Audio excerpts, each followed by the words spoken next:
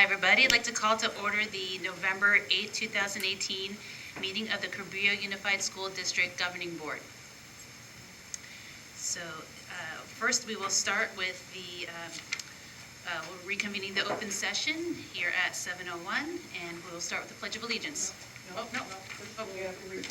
Report this first. Okay. Oh, that's paper. Okay. So first we'll report the action from our closed session. The governing board met in closed session from 6:02 p.m. to 6:56 p.m. and took the following action. Under Student Matters number 01-1819, the governing board voted 4-0 to suspend the expulsion recommendation for a Cabrillo Unified School District student for the fall 2018 and spring 2019 semesters. The student will be eligible for readmission to the district for the fall 2019 semester, contingent on the successful completion of the rehabilitation plan. And now, the Pledge of Allegiance. Thank you, Lauren. Ready, begin. I pledge allegiance to the flag of the United States of America and to the republic for which it stands, one nation, under God, indivisible, with liberty and justice for all.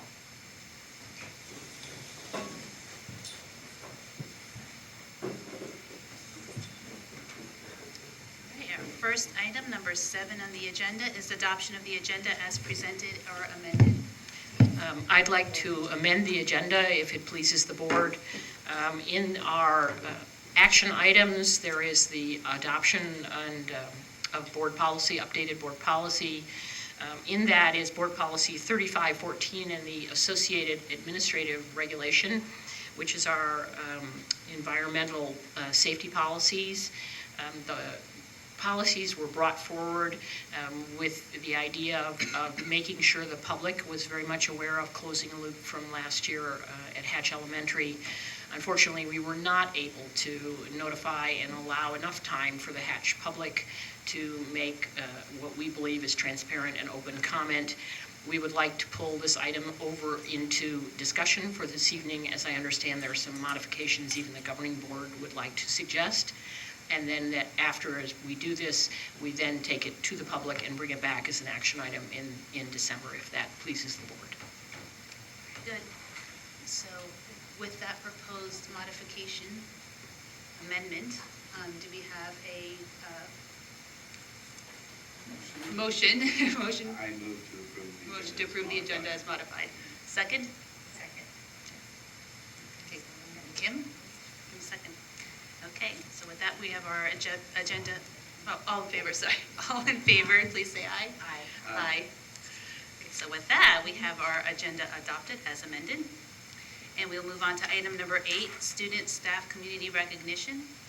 Seeing as there is none listed for this month, we'll move on to item number 9, comments from the public related to items not on this agenda. We have one request here, and I will just issue a reminder that the board is welcome and allows, per state law, the time for members of the public to come and make comments on items not on the agenda. As well with state law, we are not permitted to respond or make any comments to those items.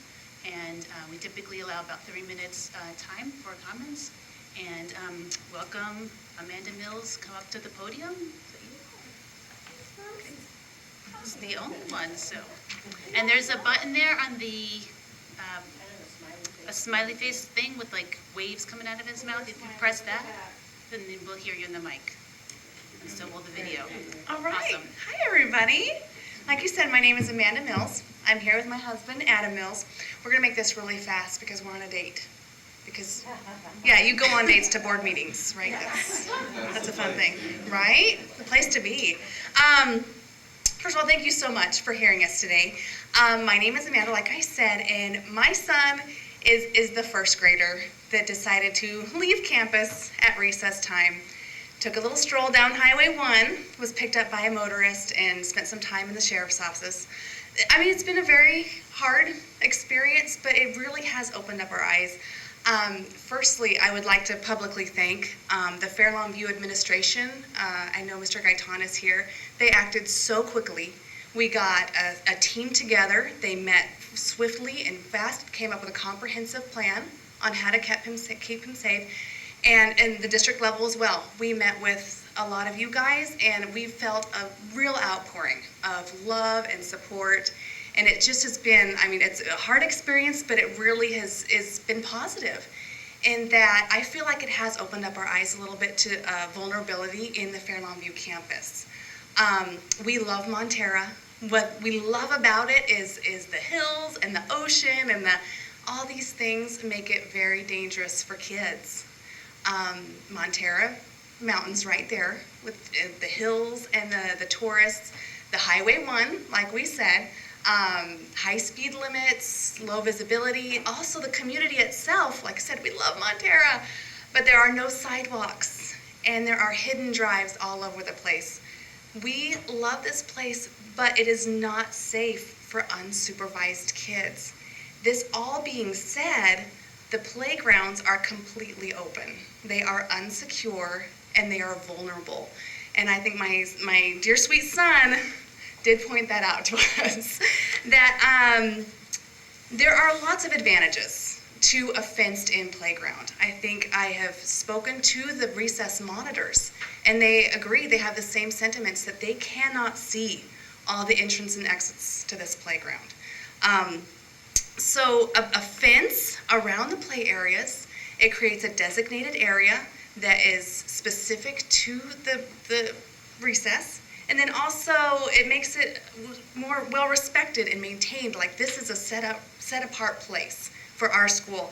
It enables surveillance by school staff, limits access to areas that are not highly visible, and then restricts entry to exit points to a few easily monitored areas. So like I said, I am so grateful for how swiftly people came together to help keep my little guy safe. Right now the solution is to keep him in the preschool playground, which is fully fenced. And that being said, it goes to show that a fence or a secure area has value. That is where he's at right now. He is very isolated, and it's not the place where he wants to be. And I would love to see, not only for my child and my children, a more secure playground, but for all the kids, because we know that this playground is vulnerable. But thank you so much for your time and having me be first. But thank you. All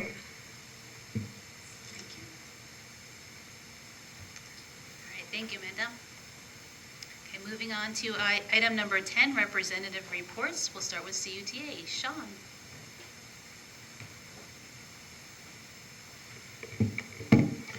Well, first, I hope you guys have a good day. Vice President Lane, Superintendent Yuster, board members. November is here and a season of change. The wind, this cold wind, is blowing in the smoke, but it's also blowing in some change. And I think first we have to thank Dr. Ramirez for his long years of service to the district.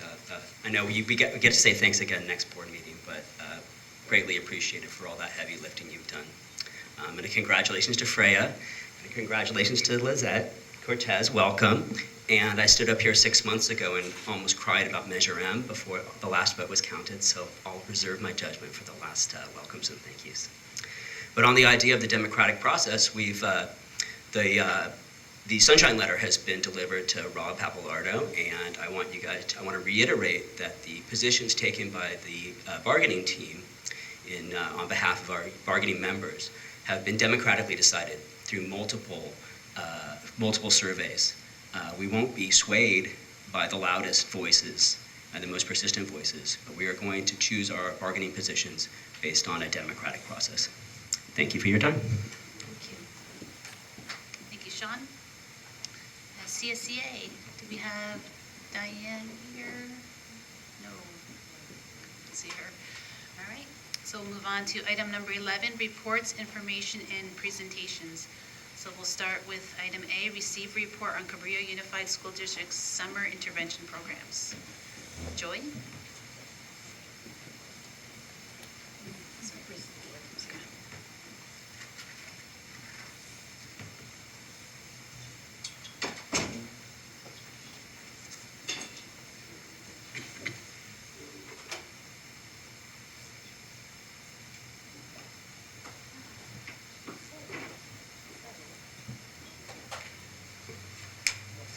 Good evening.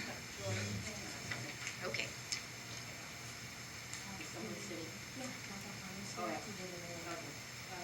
Madam President, so we have ordinarily, in the order that we go in discussion, it goes by curriculum, then business.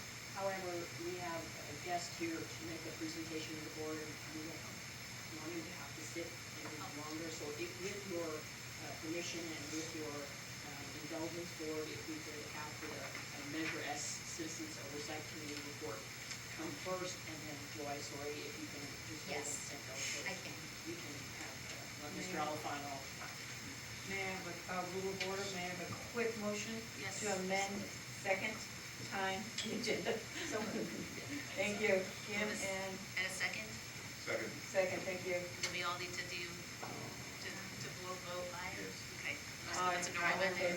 Aye, okay, good. All right, so we will then amend the agenda to switch the order of the items under the sub-items under item 11, to have the Measure S, receive the Measure S Facility Bond Citizens Oversight Committee 2017 and 18 annual report first, and then presumably then we'll go to the summer intervention, and then I'll cover next year's. Yeah, C, then A, then B.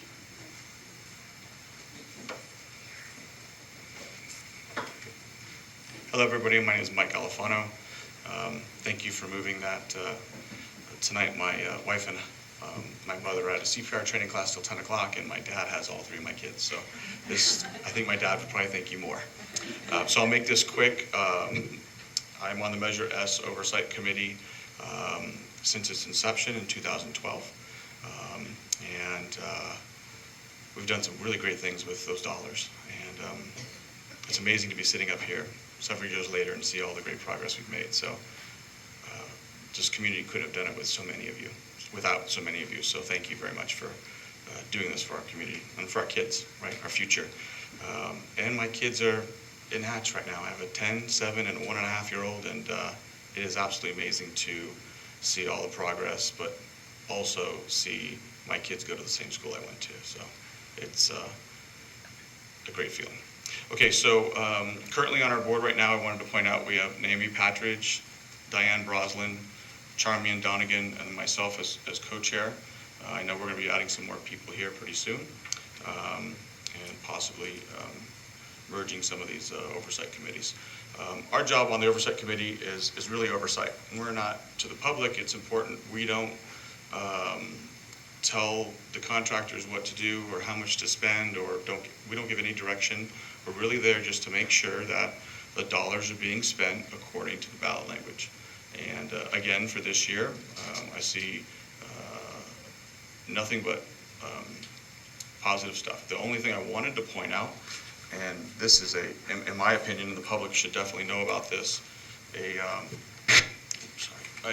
great thing for the public to know that they wouldn't know if they weren't at the meetings. And it's on the report here. Let me see if I can grab it. If you turn to page, on the audit, if you turn to page 14, there was a note down at the bottom there, and some discussion in regards to this, because it was a little confusing until we had some clarity. And it talks about note number 7. The district gets developer funds, and over time those funds are applied to specific projects that those funds are allowed to be spent on. And I have to applaud the district for having not just the foresight, but just the understanding that it's so important to make sure that we spend these dollars with the public's best interest, right? It's their money. And we filed for the general obligation bonds, and we have the money in the bank, and we have these other dollars coming in that we could use for these developer projects. And Crystal explained to us at the meeting that they used, close to $1.3 million of these dollars for the rebuild for Pelecitos. So what that does is it puts $1.3 million back into that Measure S fund to do really important things that most of the public would not maybe see, but we saw it obviously in the report. We had the auditor explain it to us, And it was really just we had to have it explained to us, but once we realized what the district was doing with our dollars, it makes you feel good. It makes you feel that not only the checks and balances are in place, but they're actually doing the things we expect them to do. So I can't applaud you more than I've done already, but thank you so much for doing that. Other than that, there were no other major issues with the audit.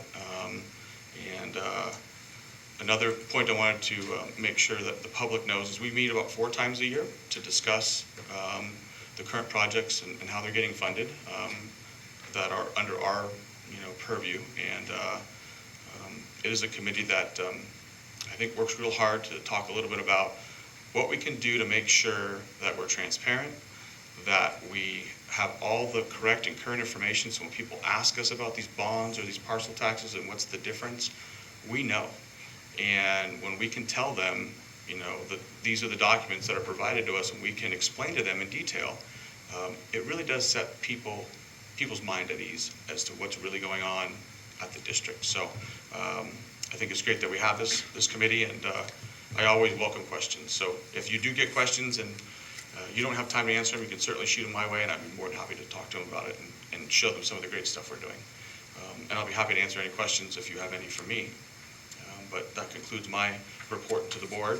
And I wanted to also say thank you, Kurt, for all these years. And you've been a phenomenal board member. And I won't be here for next board meeting, so I'm going to tell you now. And normally I'm here and I like to see these presentations, but I want to make sure I tell you now how important you are to our community. And thank you so much. Thank you very much. Absolutely. And I'm excited about all the new people coming in. So anything for me? Thanks, Mike. Thank you. Absolutely. Absolutely. Any questions or comments for Mike? No. Appreciate the job you've done.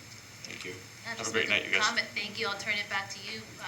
Mike, thank you for all you do for our community, juggling the kids and the small business and all the many countless hours that you spend in our schools and otherwise in our community, and certainly attending these meetings and being the representative that feels a lot of these hard questions that come in from the public about school finance and construction finance is so tremendously appreciated that we're eternally grateful to all the work that you've done for us. Thank you.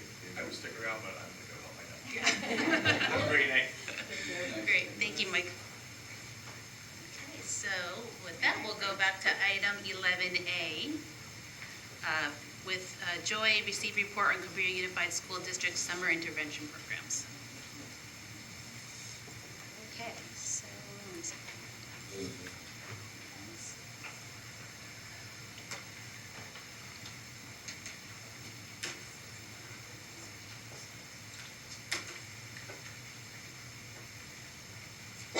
So, thank you, trustees of the board. Good evening. I'm Joy Dardanelle, Assistant Superintendent of Curriculum and Instruction. I always have to clarify that since we have Dr. Holly Wade as well. So today I am going to be presenting to you on our summer intervention programs. Now, I know I usually do this in September, and it's November. So I'll put it out there. We have been waiting for the information from Big Lift to come, and they said, we're still not ready to give you full data yet. It's going to come later in the month.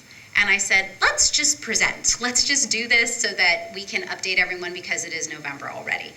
And when we're heading into winter, we want to make sure that we get to share the good work that we've done in the summer first.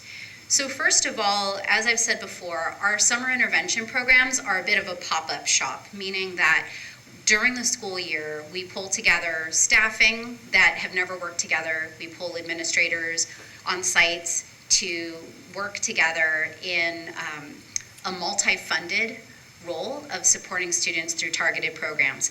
That's really important to understand when we think about the different qualities of each of the individual programs. To start with, we have in elementary the Big Lift program for incoming kindergartners, first graders, and second graders. That's funded in conjunction with the Cabrillo Education Foundation, as well as the Silicon Valley Grant and the Big Lift Initiative. We also have our general education program, or we call it also a traditional program, for our elementary sites, looking at both literacy and mathematics. And that's funded through our school site council funds, which are title funds, Title I, Title III funds, as well as our local control accountability plan funding. We also have special education for our pre-K through 12th grade. That's in both elementary and secondary, and that's provided through our special education funding. Our elementary principal this year was Debbie Silvera. She's done this now for several years. And our secondary principal, it was Jason Owens. The other secondary programs we had this year, in addition to special education, was our Jumpstart Reclassification Program, which was led by Irene Preciado, who's our Director of Categorical Programs, and our A through G and Credit Recovery course. That's a course that's specifically designed for students to not only recover credit so that they can graduate from high school, but also to provide them with access to A through G requirements, which helps them to get into, to be eligible for UC and CSUs. To talk a little bit about the highlights of our Big Lift program, we had 156 students who participated, and the demographics of that program is that students, it's open enrollment, so we don't necessarily select each of the students individually. We recruit openly, and then parents apply for the program. There are income guidelines, and one of the challenges that we've had in the past is having parents actually apply through the online website called FormStack. We've been able to do a lot of outreach to families and fill the classes that we've had. And we use the STAR assessment, which is the assessment that we get through the Big Lift. And of the 7 classes that we had, there were 6 of the classes that showed a majority of students who showed academic growth as measured by the STAR assessment. Currently, I would love to share more specific data with you, but we're still waiting for more of the details that are going to come through the Big Lift organization. In terms of learning experience, these are learning experiences that are both for the students in terms of their experience of learning, but also the experiences that we had. What is it that we learned from the Big Lift this year? One of the challenges of the Big Lift is that we had a reduction of funds. So we had to creatively redesign the program to maintain the enrichment as much as possible, as well as the academics.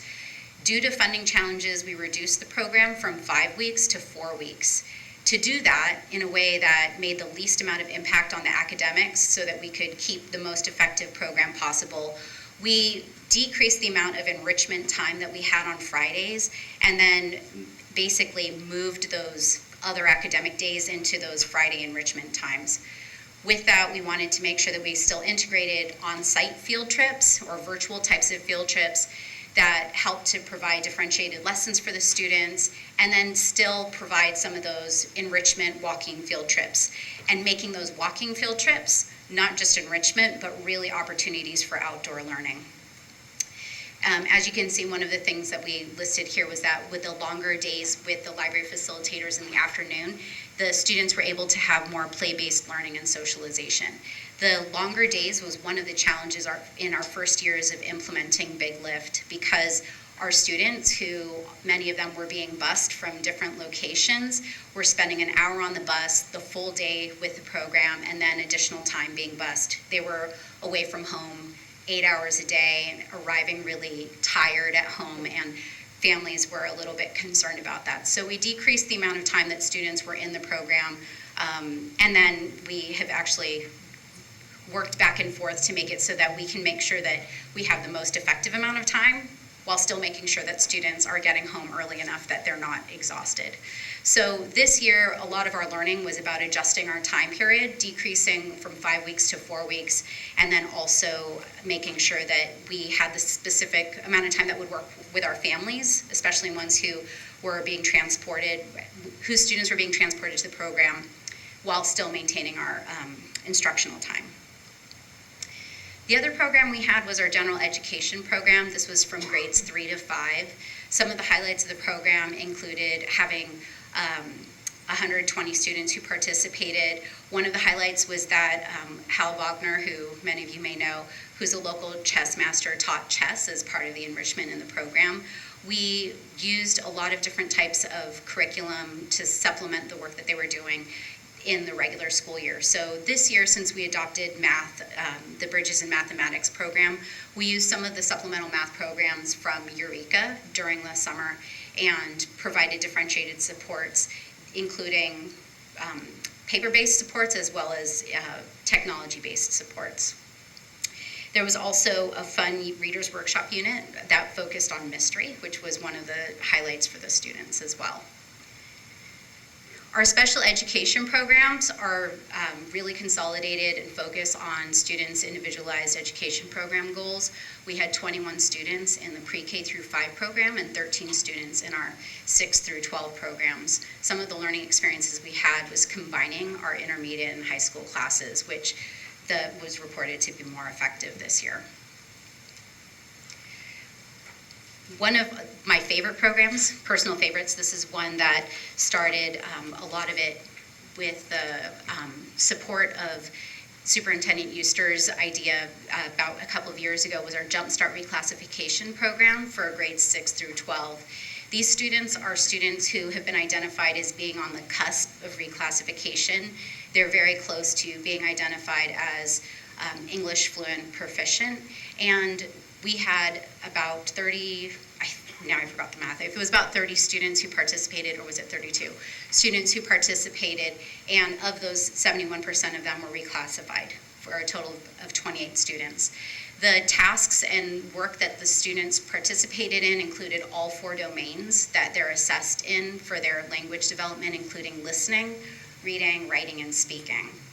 Some of the learning experiences that we had in finding out the best way to implement this program as effectively as possible was providing training and preparation time for teachers ahead of time. Each of the different programs that we have over the summer have different amounts of training or preparation time based on the curriculum that's being used. Part of what made our Jumpstart Reclassification program really effective was having a couple of days where teachers really spent delving into the curriculum, as well as recruiting and trying to capture those teachers who had taught in prior years. One of the interesting pieces about the Jumpstart program is that we're considering how to implement Jumpstart Reclassification for the 2019 school year due to the lower number of CUSP students who qualify. We don't know yet what that number is going to be, but what we've found is that because of our efforts specifically in reclassification this year, the numbers of students have been decreasing in the upper grades. You getting ready to go off that slide? Yeah, go ahead. So one other comment I would make about the Jumpstart program is that literally we held, there were 32 students in Jumpstart, we held 32 spots in electives open. So the idea with Jumpstart, what makes it so powerful is it immediately puts kids back on track to the A to Gs and to the college tracks. And so we held in both the high school and in Cunha open spots. And so the minute they completed Jumpstart successfully, their schedules were shifted and changed so that they got electives. So as we consider Jumpstart for next year, it's great. It's great news that we are actually decreasing the number of students who haven't yet been reclassified. The number of our CUSP students is decreasing significantly to the point that we're wondering, are we going to have enough students for a cohort? And what that means is that we need to start thinking, okay, well, if it's not how we have done Jumpstart for the past 2 years, then how can we have it so that we can continue to capture more students in a way that's effective? Do we want to possibly think about bringing that to lower grades and using a similar but different model that's age appropriate? Or do we want to consider creating a more intensive program for students who may be a little bit farther outside of the CUSP area? Or do we want to think about how we're going to be supporting students who are above the CUSP area to ensure that they're doing well? So those are the pieces that we're reconsidering now for Jumpstart for the summer of 2019, which is really exciting when you get to see the evolution of a program that we've only had now for 2 years, but due to the effectiveness of it, we have to actually rethink how we're going to evolve. Very exciting. What's the minimum for a cohort? I would say we've had summer school classes, for example, special education. There was 13 students in the 6 through 12 program. We've had smaller classes of 6 sometimes, but it depends on the funding. In terms of Jumpstart, I think that, we run classes depending on what the need is. I would say that for it to be effective, I wouldn't want to put any more than possibly 3 grade levels together.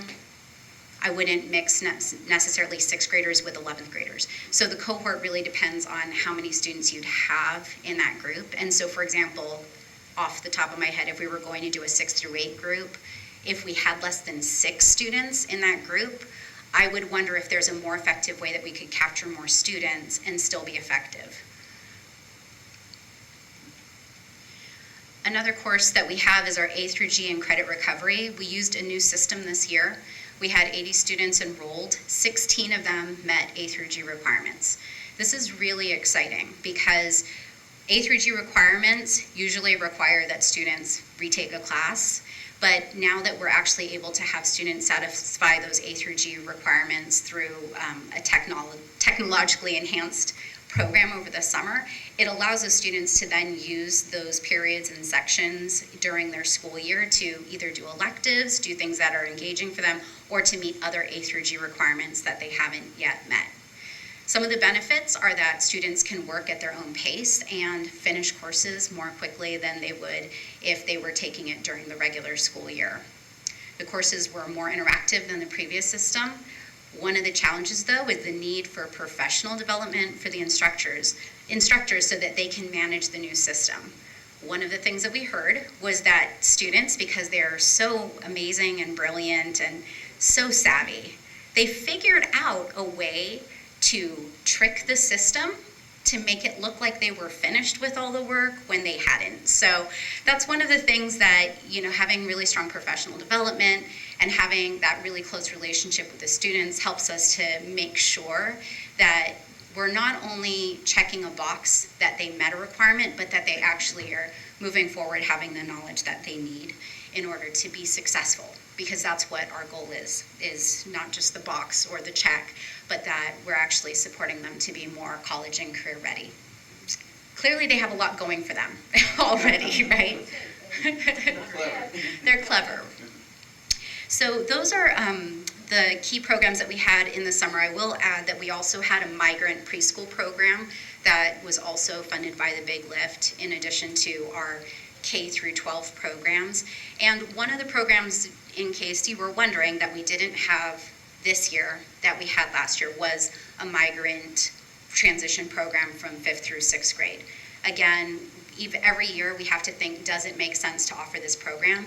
And when we saw that the majority of these students who would be in this class were actually participating in the Jumpstart reclassification class or other types of classes, we chose not to offer it because of that threshold, and we thought maybe we should use the funding to reach those students during the school year and provide other types of services. With that, these programs that I presented today are really the core group of programs that we've offered now for almost 3 years for each of them, at least. And we select each one intentionally so that we can support the needs of these target groups of students. Right now, we're already in the process of rethinking how can we improve this for next year. And with that, that is my presentation on our summer intervention programs for 2018. Do you have any questions? I do. Yes. Do I understand what you're talking about in terms of the court for the Jumpstart, the reclassification? You try to get the kids that are on the cusp, on the edge there. Couldn't you just broaden that in terms of having a cohort size? Just because the thing is to keep advancing, and even though they're not ready to make the full transition, to help bring everybody along in this. Yes, we can. And what we would need to really think about clearly is whether those students will really be ready for reclassification after an intensive 4 weeks. So They'll make progress either way. they will make progress, but it's a slightly different program that we would have to think about. So we could provide it and then still provide them with the test at the end to see how they do. And so that's one of the things that for next summer, we're going to think about how do we capture those students, but then maybe redesign it with a slightly different intent. Set the expectation. Yes. Differently for. But they need to be, so when you're working with different levels of English learner, and they're, so we're talking about kids who are just about ready to go and be fluently reclassified. I think what we're gonna end up doing is like Jumpstart 1 and Jumpstart 2. And so it could be that we put you therefore in a 2-year program, we pick you up when you're at a given level, and it won't be the cusp. And we put you through summer one, where we bring you, hopefully you're ready to reclassify, but if not, you'll be in the cusp. And then the second year, we can get you exited. So I think you're gonna see Jumpstart 1 and 2. Great. We'll start doing something like that, to just pull kids along. I think it's just so important to keep that progress Yeah. as quick and as complete as possible. And it's not just the summer programs, because during their academic year, Yes, they're still of course. developing an opportunity. What we're trying to do is, we had an artificial barrier that was the CELT. The old test was called the CELT, now they got initials now, LPAC, EPLAC, whatever. But it's only given once a year. The reality of that test is it's given once a year. So a student either makes it or they don't. And we're delayed in our abilities because it's part of the variables that come together. So this says, given they have a certain level on the test, plus their grades and how well, which in a lot of ways, if a student is accessing academic comment, the best way to find it is in the day-to-day grades and activities of our students. And provided all that lines up, this is that last little push. And it says, we're not going to wait to retest you on the EPLAC again. We already know that you're there, and for some reason you just didn't have all these things coming together. So work hard, give us this intensive, and off you go. This is part of the reason that we went this direction. And I think just to go to Dr. Reamer's point, I think that one of the things we need to do is see who the group is left and find out what their specific needs are, and then design a program that fits their specific needs.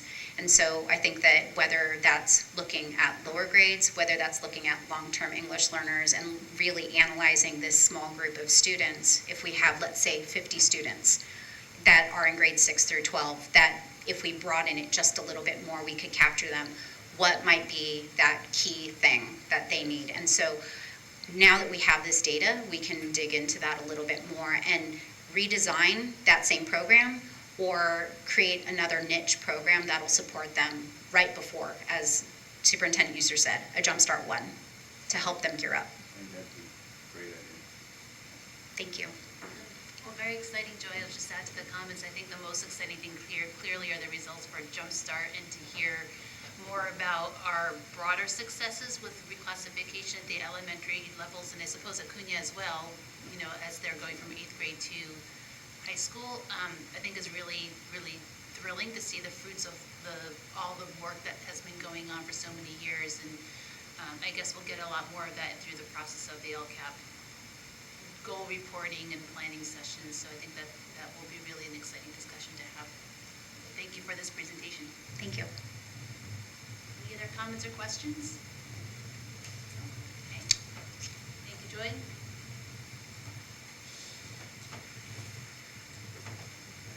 Well, I guess you're not going very far, because item 11B, receiving the report on Cabrillo Unified School District local performance indicators. Also a Joy. Or will you? Introduce, there we go, my microphone's back on. I'd like to introduce this and just put a little context around it. Joy, most excellent report. You're probably wondering, what is this? I mean, we have local control in our strategic education plan, and ordinarily this is when you see Joy reporting on how we've done on each of the 4 goals, and she begins this in depth. So when the local control funding formula first took place, it was split into 2 parts. So everybody's talked a lot about the local control accountability plan for several years, and we've all done this. But along with it, the second portion was the California School Dashboard. And the dashboard is that device that, you're supposed to be very able, you go to the dashboard and very rapidly you're supposed to be able to ascertain how well the school district is performing and how various subgroups, let's say it's a work in progress at this point, and they just released it last year. Well, it turns out that part of the requirements for the release is that we as a school district are required to report in on the dashboard, but not all of the dashboard. So there are 7 state-level measured things like CASP and suspensions and all of that we aren't reporting in on because they figure that's part of LCAP. But they have these local performance indicators, which the districts were required to come together. So by state law, we are to, in a governing board meeting, present the local indicators. So I want to keep emphasizing the local indicators. These are not, so don't look for the big state indicators. When Joy reports to you about the local control accountability plan, you'll have all the big state indicators because those are our big 4 goals. But there were these extra little goals that came up as part of the dashboard. And this is what Joy is reporting on you tonight. And in fact, the reason it comes up now is because the state decided to add another local indicator.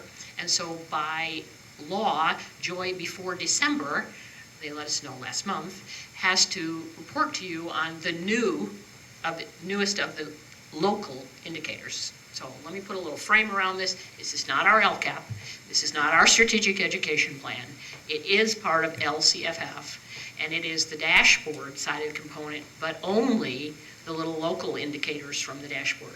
So please, beginning next month, Joy will start reporting to you on the big, suspensions and all those big indicators, social, emotional.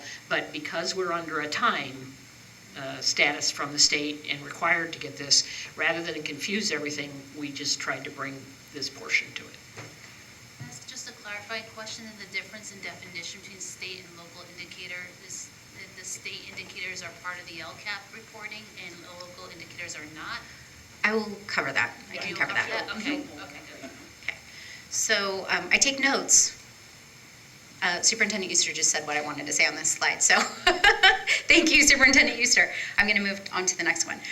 But really, one of the things I wanted to point out is, and this goes to your question, Trustee Lean, Vice President Lean, we do have the local control accountability plan.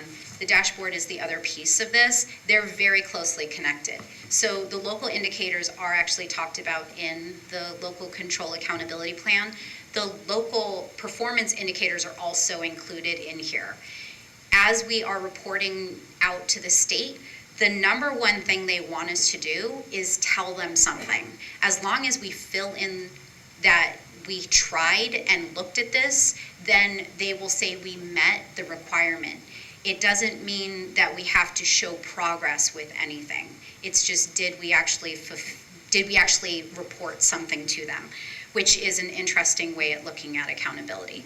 For us, whether or not it's required by the state, we want to see improvement. And so that's what we're looking at when we look at our local performance indicators. One of your questions was about the state indicators. And the state indicators include the academic indicator for English language arts. That is what Superintendent Euster was referring to with the CASP testing, the California Assessment of Student Performance and Progress. Specifically on the dashboard, this is only for grades 3 through 8. That's also the same for mathematics. We have our English learner progress. That's for first grade through 12th grade. Chronic absenteeism, graduation rate, suspension rate, and college and career readiness, which is, as we know, the dashboard is not 100% functional yet. They have a lot of placeholders, and college and career readiness is one of them. They have NA written next to it. Chronic absenteeism right now also has NA. So these are pieces that we continue to report on given the information that we have in our local control accountability plan. But if you actually look on the dashboard, they're letting us know these are important to us, but we don't have the data piece figured out completely. As for the local performance indicators, there's 4 main areas.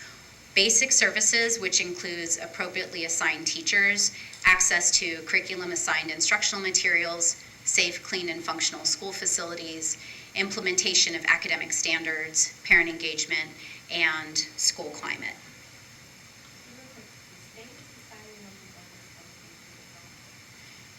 Yes.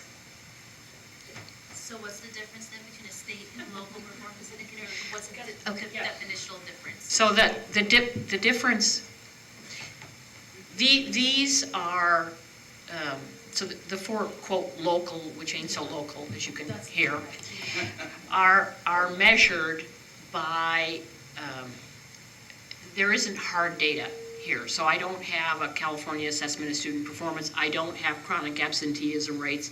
I have a basic services, yes, no. Self-reported. They're self-reported. There's, as opposed to something which is data that comes from CalPADS. These are non-CalPADS data. So this is kind of quantitative versus qualitative.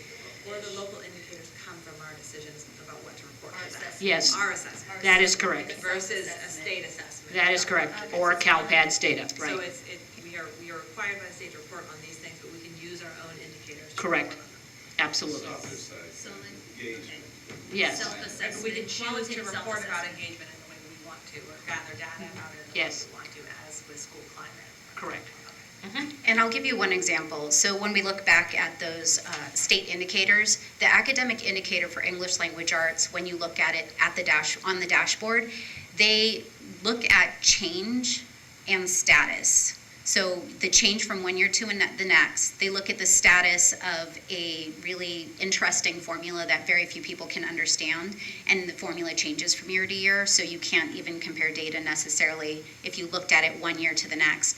That's one of the reasons why when we quote data from our local controlled accountability plan, sometimes you see the slash through because the data and how it's being reported has changed.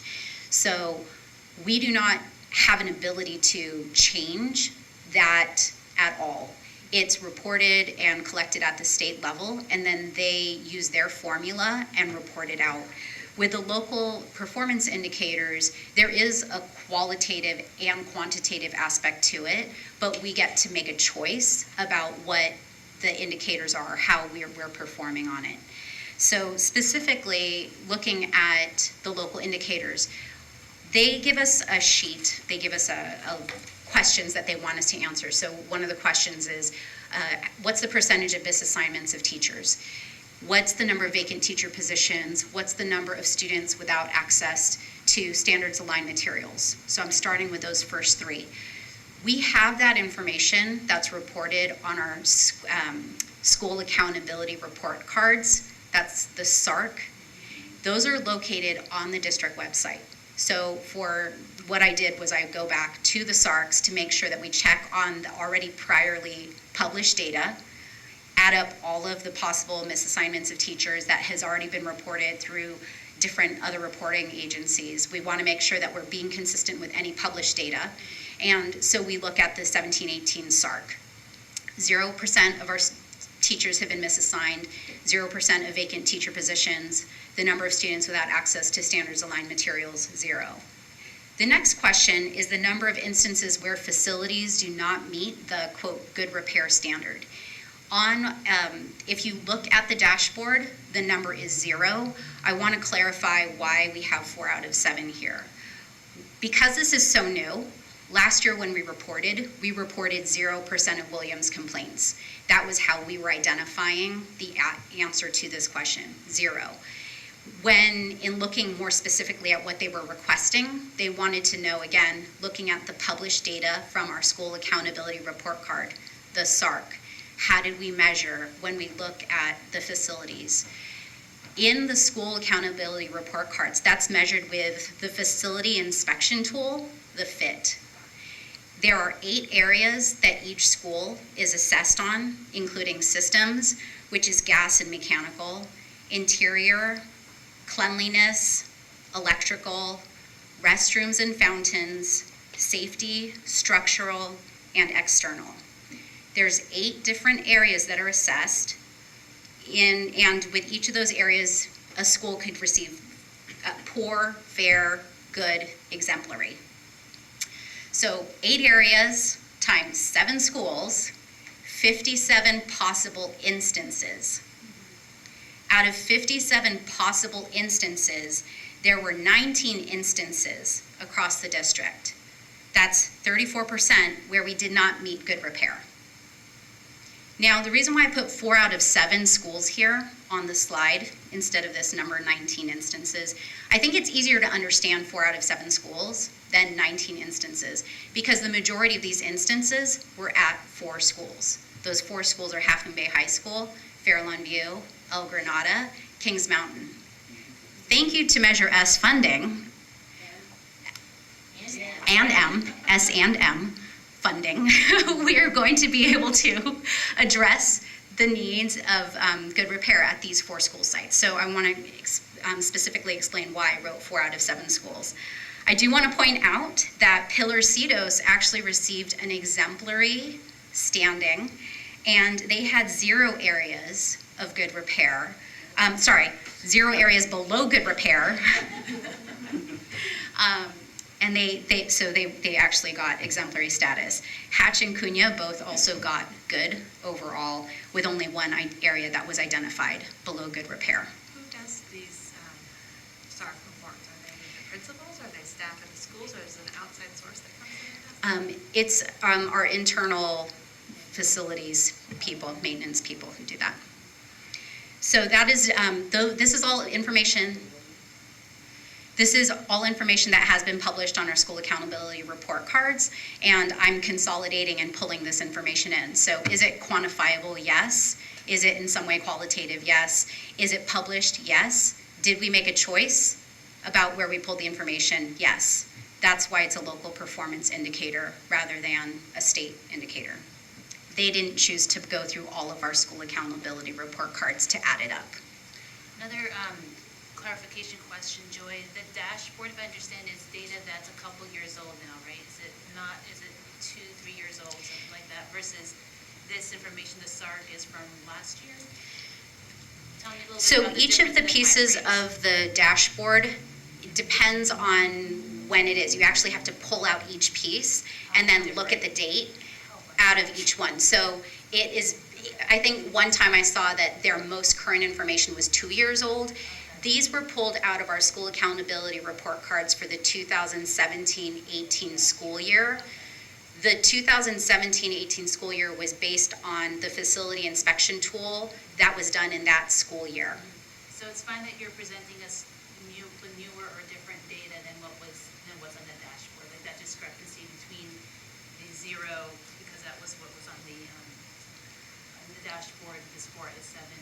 It makes sense that this is a more meaningful number, but I just want to make sure we're fine in terms of compliance with the requirements. Yes, so the 0 that was there last year was because I was using it as 0 Williams compliance issues.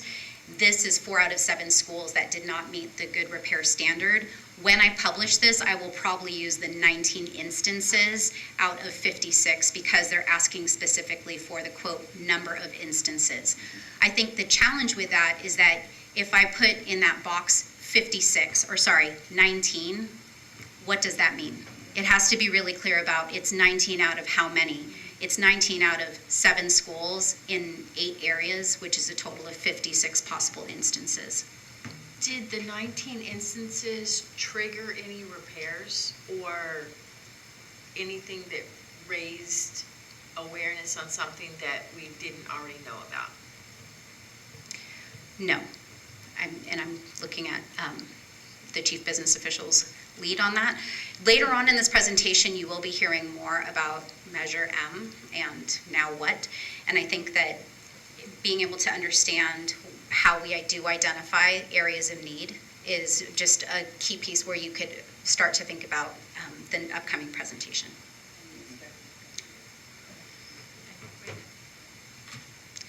So the next area is the implementation of state academic standards. Again, overall, we went from a 3 on a scale of 1 to 5, 1 being exploration and research, all the way up to 5, which is a full implementation and sustainability.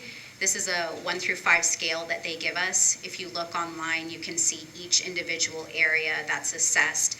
The major areas that are assessed are providing professional development, aligned instructional materials, policies and programs for improvement, other adopted academic standards, meaning outside of English language arts, English language development and mathematics, support for teachers and administrators, and then the overall implementation after averaging that. At 3.7, going up to a 3.9, it's hard to think about what does that really mean. I can tell you that the areas of growth were really about the aligned instructional materials section. That's because, thank you to the board's support, we were able to adopt our Bridges mathematics curriculum. We also adopted our advanced math at the high school level, college preparatory math at the lower division level at the high school, and also in Cunha.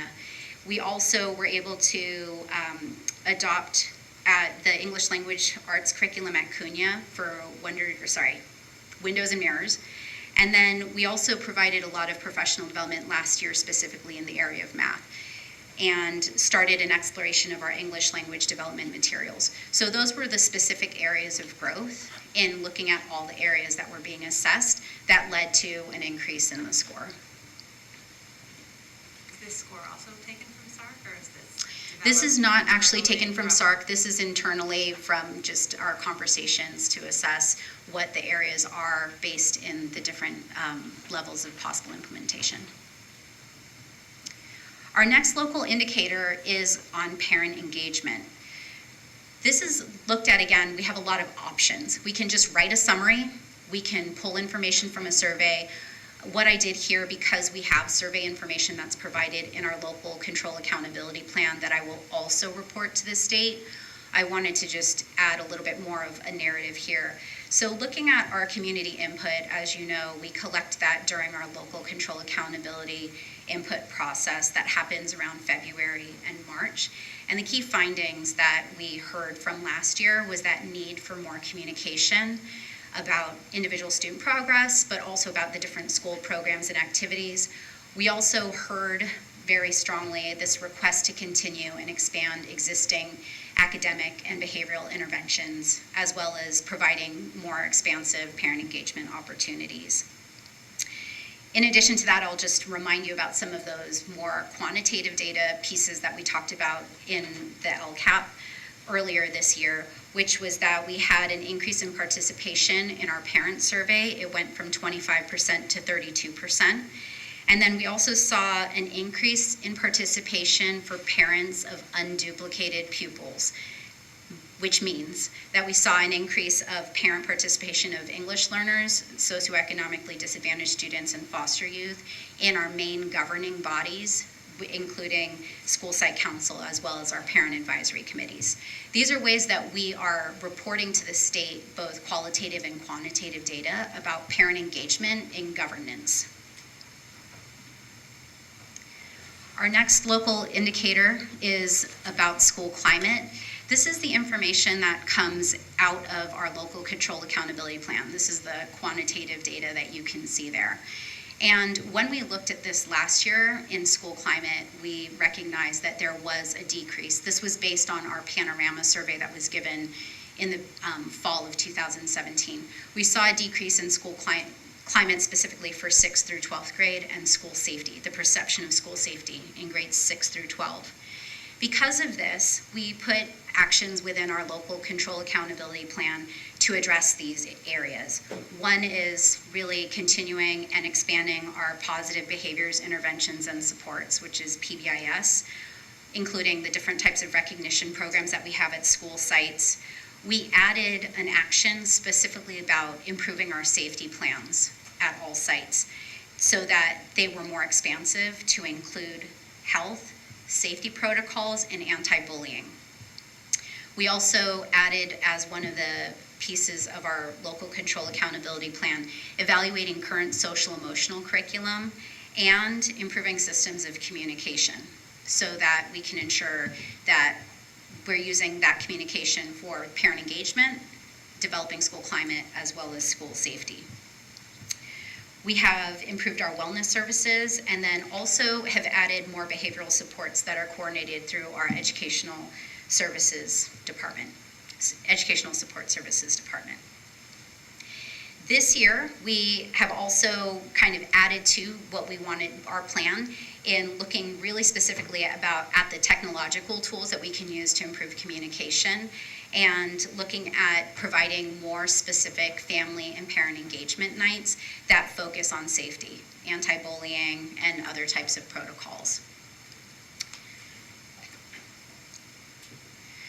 And new for 2018 is an indicator that has not yet been published, and their description of it to me still seems vague, but it's about access to a broad course of study.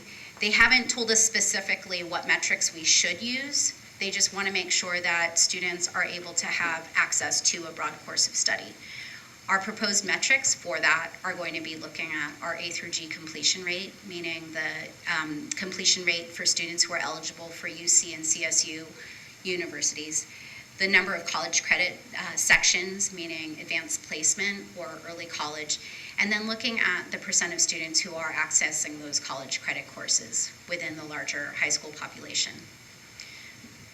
Question about that. If I understand the intention behind that indicator, access to a broad course of study, does that mean different alternatives to college pathway? Does that mean different pathways that they could take, so career pathways as well? Like, would we include CTE pathways or early college in addition to the 4-year track, which is more the A to G? So I think that one of the things that we're doing, because we haven't actually seen anything published from anyone yet about what they're using, we're using information that we actually have within our local control accountability plan that best addresses this concept of broad course of study. We could start with, first of all, the idea about graduation rate, and we actually have a very high graduation rate in comparison to the county. Specifically, they want us to not only look at the all-student cohort, but they want us to also look at smaller demographic groups and how those demographic groups are able to complete or participate in, for example, A through G completion. So I think that regarding your question, we do have CTE measured within our LCAP. We have number of college credit sections measured within our LCAP, A through G completion rate, graduation rate, dropout rate. These are all different types of quantitative information that we can pull from to try to address this question that they have. I think that right now these are the ones that we're considering, but CTE is definitely one of the other areas that we're considering for that. It has to be. And early college too, right? I mean, Well, but that's And so what, that's so college what, credit college credit sections. sections? Includes early It college. includes early college and credit AP? sections. Oh, okay.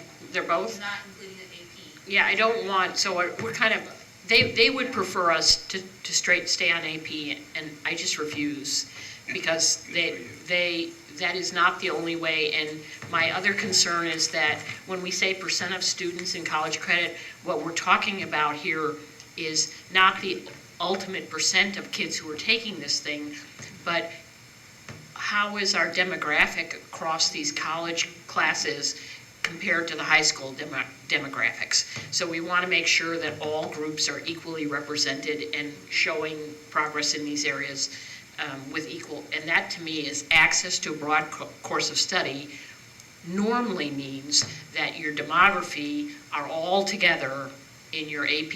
I mean, they're all carrying the same access, and you haven't taken certain subgroups and not allowed them access. So we're kind of pointing in that direction. Well, that's When would good, but it's so critical that she, as Sophia mentioned, I mean, the CTE is part of that breadth, that it really can capture everybody, because we all know, not everybody's. Yes, and that makes sense. It's helpful to know that the college credit section you're talking about here is not only the AP, but also the early college, which is so fantastic, but also adding some measure of the CTE and validating that as a valid group.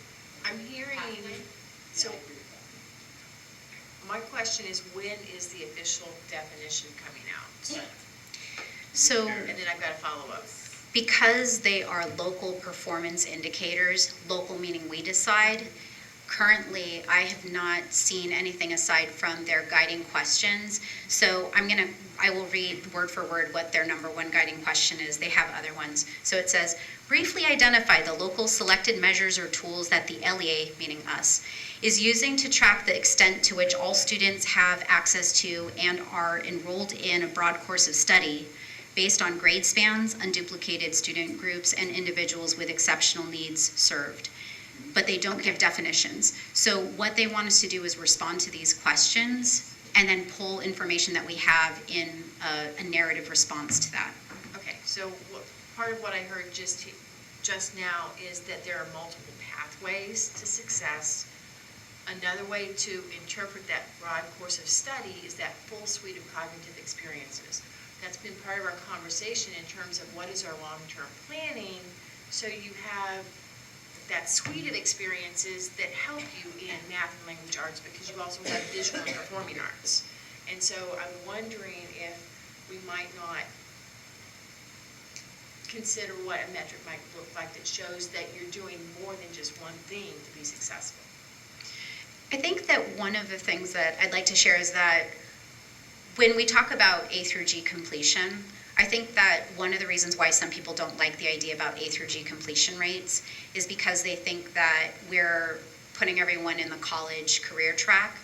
One of the reasons why I like A through G completion is because it inherently makes us look outside of English, language arts, and mathematics. To have A through G completion, you have to have fine arts, you have to have language, you have to have all of these different pieces. So that's one of the things that we're asked to track. And because we're asked to track it, we actually have data where we can actually disaggregate it by students with learning disabilities, by students who are economically disadvantaged, by English learners. And so we can pull that out. To be able to pull out another way of looking at it and actually look at passing rates and disaggregate it, it makes it very difficult in terms of looking at data. So I think that I definitely listen to the comments and I hear the importance of really expanding our concept of what it means to have a broad course of study. I firmly believe that as much as I don't think going to a university, four-year university outside of right out the gates of graduation is necessarily best for any student, all students. We don't want to label it as that. My goal is to make sure that when they're at graduation, they have as much opportunities as possible, and having that access to A through G, eligibility meaning a broad course of study that also includes a wide range of classes is important. But, you know, as we've discussed, that's only one piece. It's only one piece. Part of it is early college. Part of it is CTE pathways. Part of it is how are we ensuring that every student, no matter who they are, is engaged, motivated, successful, graduating, and that we're giving them those skills so that whatever it is that they choose to pursue outside of after graduation, they're able to do it. And on top of the, I think you're spot on with tracking A through G. The piece I would worry about is a child that might be in remediation or having to do credit recovery on their core pieces. If they're not necessarily college track, then they miss that full suite of experiences. And so making sure that kids do have access to the fine arts and music and drama, that we make sure that that's an opportunity, not just the remediation piece. Thank you. Thanks. And with that,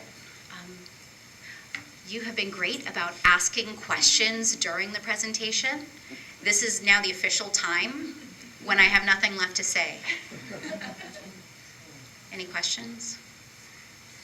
It strikes me that this is a wonderful opportunity for us to explore and describe and explain all the different facets of what we do here. I mean, this district is stellar, I think, in the broad spectrum of possibilities that it's offering, and we need to be able to articulate that. And this is a nice framework for doing it.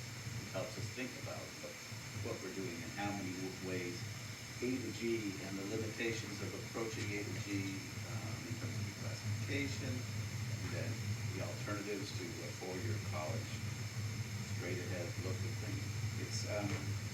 It's great, and I appreciate that all the thought that's going into this, and I don't think it matters to me how soon the state comes back with some special criteria, because this is a tool we can use to really think about how we think about what we're doing here for our kids. It's great, really refreshing. Thank you. Thank you. So just a real quick comment, I was thinking about kind of the other stuff that makes our schools very valuable to our students. And it's those things that motivate them to come to school, whether it's leadership or art or extracurricular things that are their clubs or their other activities, their sports, all of these things that I think we're really good at. And I was just thinking back to what you were talking about in terms of local indicators, whether or not there's a place to kind of put in some of that information that also might be useful to represent to the community as well as to the state. Maybe in that school climate area, having something on how many students are involved in sports, how many students are involved in the drama, performance, or other kinds of things. So maybe look at, there's some opportunity at some point within the LCAP to have a structured look at how many community service hours they do, how many nonprofits are they helping with, these other things that motivate kids to be involved and help to form that whole human being that they're going to become as they grow older. So that civic responsibility, engagement. If there's some way of including that as part of one of these local indicators, that might be interesting. And maybe it's the school climate piece versus the broad course of study. I don't know, I was just kind of trying to think through that. Well, I think I was going to say, it relates a lot to discussions we've had in the past about the whole child, right? And how do we represent all that we're doing for the whole child? I think of like each week, and I see, I try to watch the videos that Pat makes and, with the schools a lot, and I see like every day there's something amazing and different. I was at the Coastside Land Trust another Coastside Land Trust field trip today, and oh my God, this is like a dream come true to have like a local organization partner with our elementary students to deliver curriculum to them, science and literacy, having our high school students there, doing the very professional work that they're doing with them, leading the groups. Like, it'd be great to capture a little bit of this whole child support, bring in the music and the social emotional stuff somehow in these official documents, because they are intended to be tools. I know at times the requirements can be a little bit onerous at times, or very logistical, but they just, hopefully an opportunity to reflect that richness of what we do in these documents. So thank you. And I think just to add to this conversation, one thing to think about is that we want to make sure that in our local control accountability input discussions that we have, we actually want to add another question this year that's specifically about student engagement. Because last year we added the question about how can families and schools partner together, because we heard so much thematically around that. And one of the areas that we've been hearing more is this idea about how do we get students engaged. And so we haven't drafted the questions yet, but that's one of the ways that we're going to build that into our LCAP, starting first with the community engagement around that question, and then thinking about, once we capture that information, how can we strategically implement it within our plan, and then report on it once we get that idea. What's the timeline for those questions? Does that happen in the spring in terms of feedback? The local control accountability plan input, we usually minimize it or keep it down to 4 questions only, in order to keep it consolidated. That we normally formulate the questions and then create videos in English and Spanish and slide presentations that then go out to the sites in February and March. And then we use that information within the March-April timeframe to revise our LCAP plan.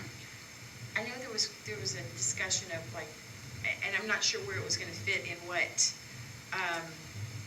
survey, or what, if it was part of LCAP, what does that whole child look like?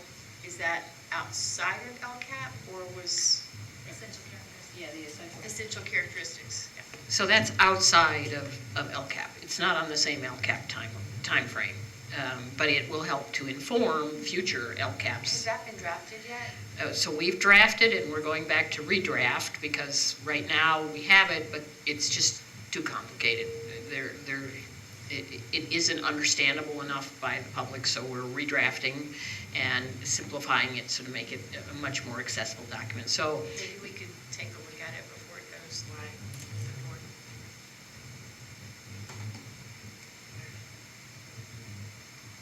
I don't know what it's not mine to decide. That's yours to decide. Oh, okay. That's why I suddenly got quiet. That's a decision for Sorry, you. I'm just thinking out loud. I don't know. It's a decision for me. Okay. My understanding is it'll be like kind of the basic characteristics we talked about in our retreat previously. I'm fine with Jane capturing it, but if you feel strongly you want to move to you guys to sort it out. Yeah, exactly. Yeah, that's fine. And I had my first look at it, so I drafted it into a Survey Monkey and got it ready, and then I went, this is a lousy Survey Monkey, so I'm now redrafting. Offline. I was just sensitive to one that it came to board members and it was such a poor survey that I reacted to about 3 days ago. That's why I was just curious about the, no, it, oh. Did they what? Me either. I wrote it. No, From the not this. district? No, it wasn't from the district, not from the district, Oh, but, Okay. We're good. I Okay. received a survey and it was very, it wasn't constructed well. Okay, that's all. Very good. All right, Thank you. any other Thank you. questions or comments? Thank you, Joy. You're off the hook. All right, so now moving to item 11, I guess I'll call it 11C. No, I'm sorry. No, I'm sorry, we're done with that. That's she's later, okay. I'm very excited, obviously, for this construction thing she's gonna present. Okay, so it's technically number 12, discussion items, which is what we'll move to next. 12A, and our only, no, it's not our only discussion item, will be our first discussion item, because we're gonna add after that. Correct. If that's okay with everybody, we'll do after that the environmental safety board policy administrative regulation. So we'll do first the construction. 12A, discuss construction facilities master plans and schedule. Crystal.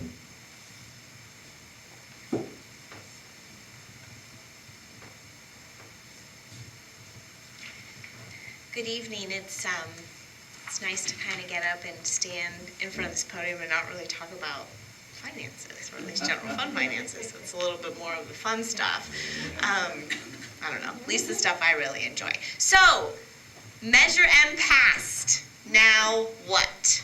What are we going to do with $99 million? Oh, I have a plan. Yes, thank you, Kelly Hoffman Davis, for this name, as I was trying to figure out what to call this presentation. Yeah. I thought, well, this is very fitting. So let's get started. Okay, so for picking the team, who is on this team when we have a project? We have an architect, we have a project inspector, we have a CEQA consultant, environmental assessor, surveyor, and civil and structural engineer. This is really the beginning part of the team that represents the district, and then as you get to the design table, you will add, general contractors, and then as I've spoken before, different types of engineer firms to help make sure that, moving forward, we are using products that are meant to be used in our climate to deal with water and so forth. Did we start from the beginning? Seems like it's out of order. Okay, so when we talk about the construction project delivery methods, Cabrillo usually uses a lease-leaseback, but we have used other project delivery methods in the past. So these are the four major ones. You have design bid build, which is competitive bidding, usually for just projects over 15K. And then you have multi-prime. It's a variation of the design bid build. But you award multiple contractors, and what multi-prime is really like if the district operated as the general contractor. So sometimes in your universities or your much larger districts where they have a full-fledged construction department, they may be able to act as the general contractor, so then they may choose multi-prime. And then lease-leaseback, which I still highly recommend as the most conservative approach to delivery methods for school districts. When done correctly, it provides the best ability for the district to get the most qualified general contractor, and while also securing the cost of the project. And limiting the amount of change orders that the other three delivery methods often see. So our bond sale schedule, what are we planning on? So already in 2018, I think this was October last month, we did our first series sale, Series A of M for $35 million. And then the plan is to sell Series B of M for $33 million in 2020. And then we're going to sell our last series of S for $23 million, somewhere between 21 and 22, depending on what the market is like at that time. And then we will finish our 31 million in 2023. So this is a very aggressive approach. We want to get these projects started and moving as fast as we can, considering the escalation of the cost of construction in the Bay Area. And of course, our need to get our schools done very quickly.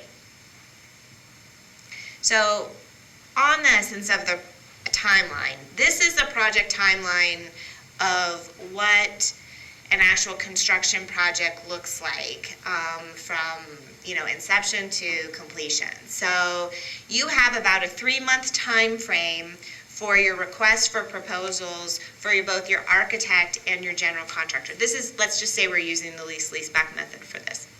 So you can average about 3 months. Those can be done concurrently to go ahead and maximize time. They may be offset slightly. Sometimes the architects, we have pre-qualified architects that we already choose from, and so we may do a separate RFP to identify the best fitted architect for a certain project that we have coming up. That's actually what I'm about to begin right now. And then we also do the request for proposal for the lease-leaseback contractor, which the board identified as the best value methodology we did, I believe, in March of 2017. After that's done, we have a 1 month of planning. Programming is the industry name, so just to kind of give you what the industry name is, what probably makes more sense to us is planning. This is the amount of time and the time period that we would use to spend with the stakeholders, in each of our schools, that school community, to really kind of get an idea of what they see this project to look like especially as we're working on Fairlawn View, with this environmental science background, what do we want? What are our dreams? If we could afford anything, what do we want? Okay, well, we can't afford everything, so this is what we have. What can we pay for? And kind of scale it back. So this is our time where we gather that.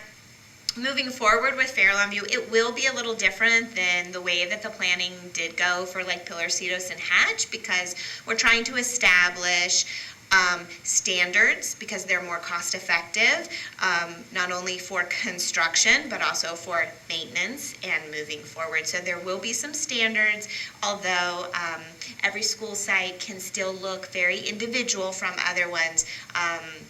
There will be many standards moving forward. So that's about the planning area. And then you have that they start to run concurrently, but we begin with the CEQA and the EIR, which is the environmental permitting. Okay, and that also includes, so your CDP comes later. So first of all, we have the CEQA, which is the California Environmental Quality Act. And then if an EIR needs to be prepared, that's an environmental impact report. That can take up to 12 months. So while those are being done, we can still work on some of the design.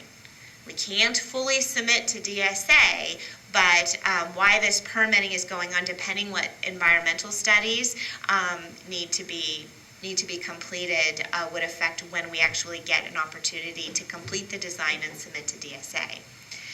So while we're in that permitting, we're also working on the design. The design has that team, that project team that was shown to you on the first slide. And then again, adding some additional engineering firms, again, to ensure that the district is being most conservative with building and making sure that we are choosing the right materials for our coast-side climate.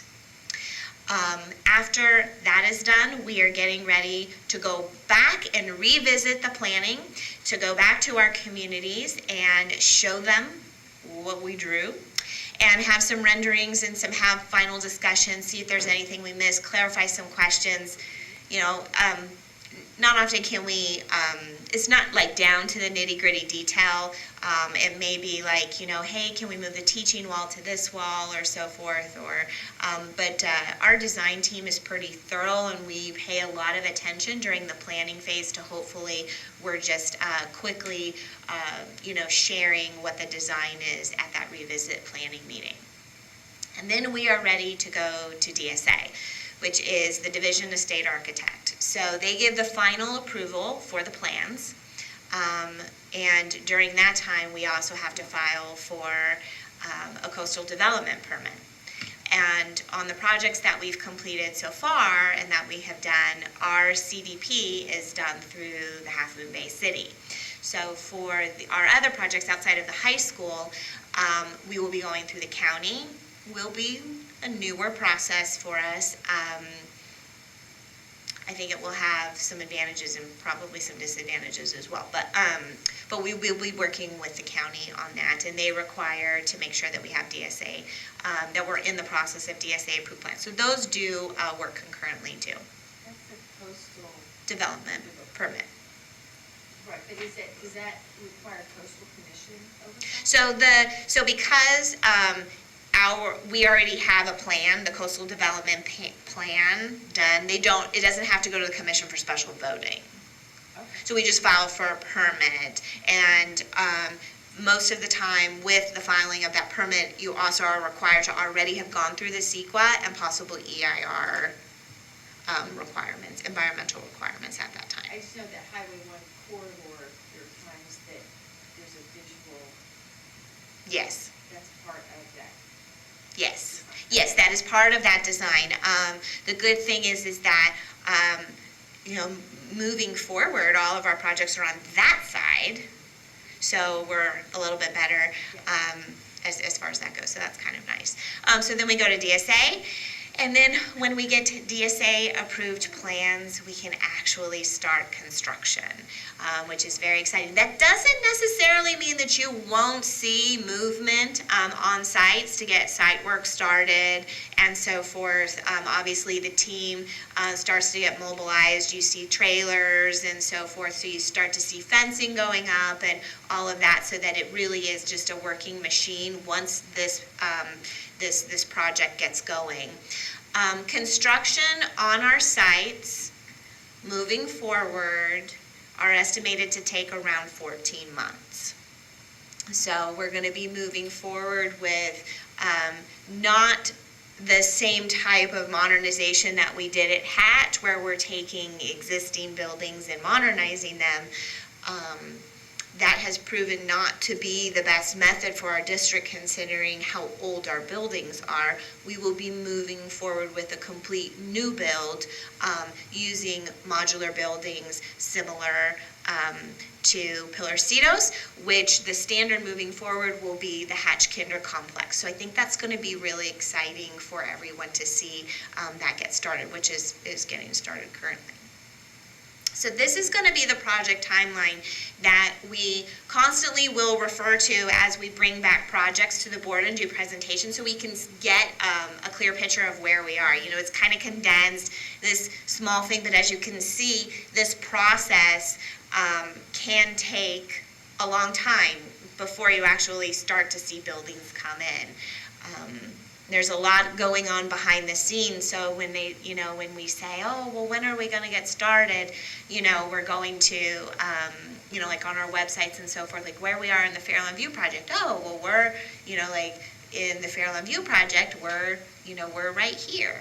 So we'll come visit you in 4 months, type of thing, so that they can get a better idea of where we're at.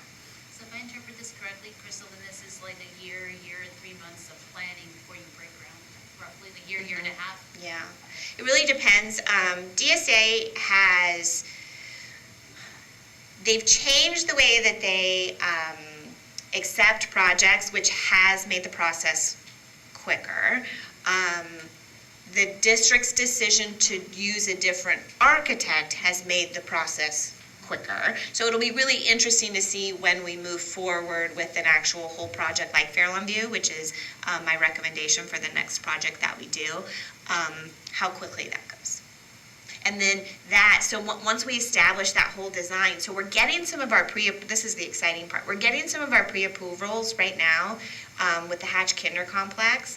So like when we get Fairlawn View, we have these buildings that are already DSA approved, and then we just have to submit for site design. And so that's also more quickly than going through all of the structural reviews through DSA. And that's why it's also so very important for the district to develop standards.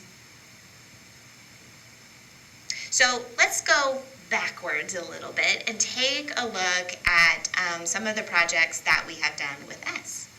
So when we look at Pillarcitos, I don't know if we even remember, do we even remember this? I do. It was about 5 years ago when I started, and it was, is Raj here? Raj, you remember that?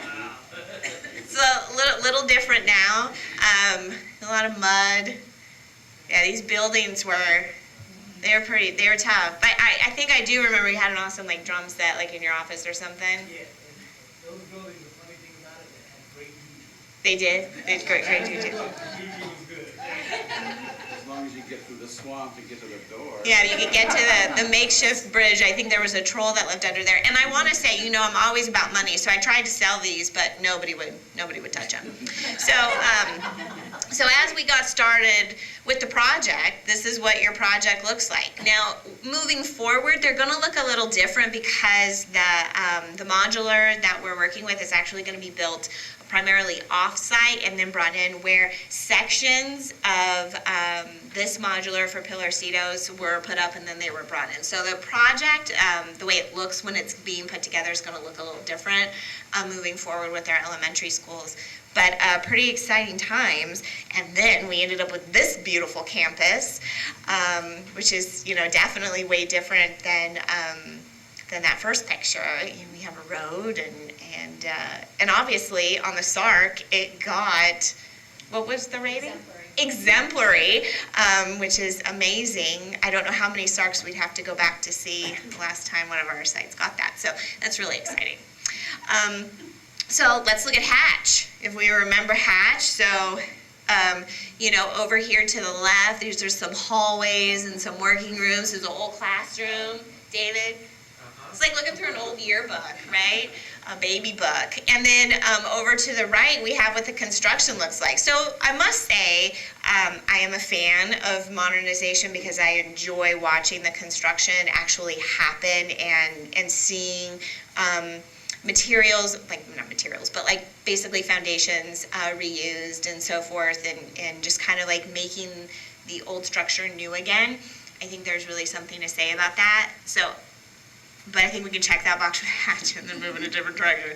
So, but it's exciting because, Hatch is such an old school on the coast. And then we ended up with this wonderful new addition. I mean, obviously this admin building was all new construction. And the kinder complex is going to go right behind. I do think I have some renderings of that. And so then we have this beautiful thing. I don't think Nazar is here, but Mr. Reardon is here.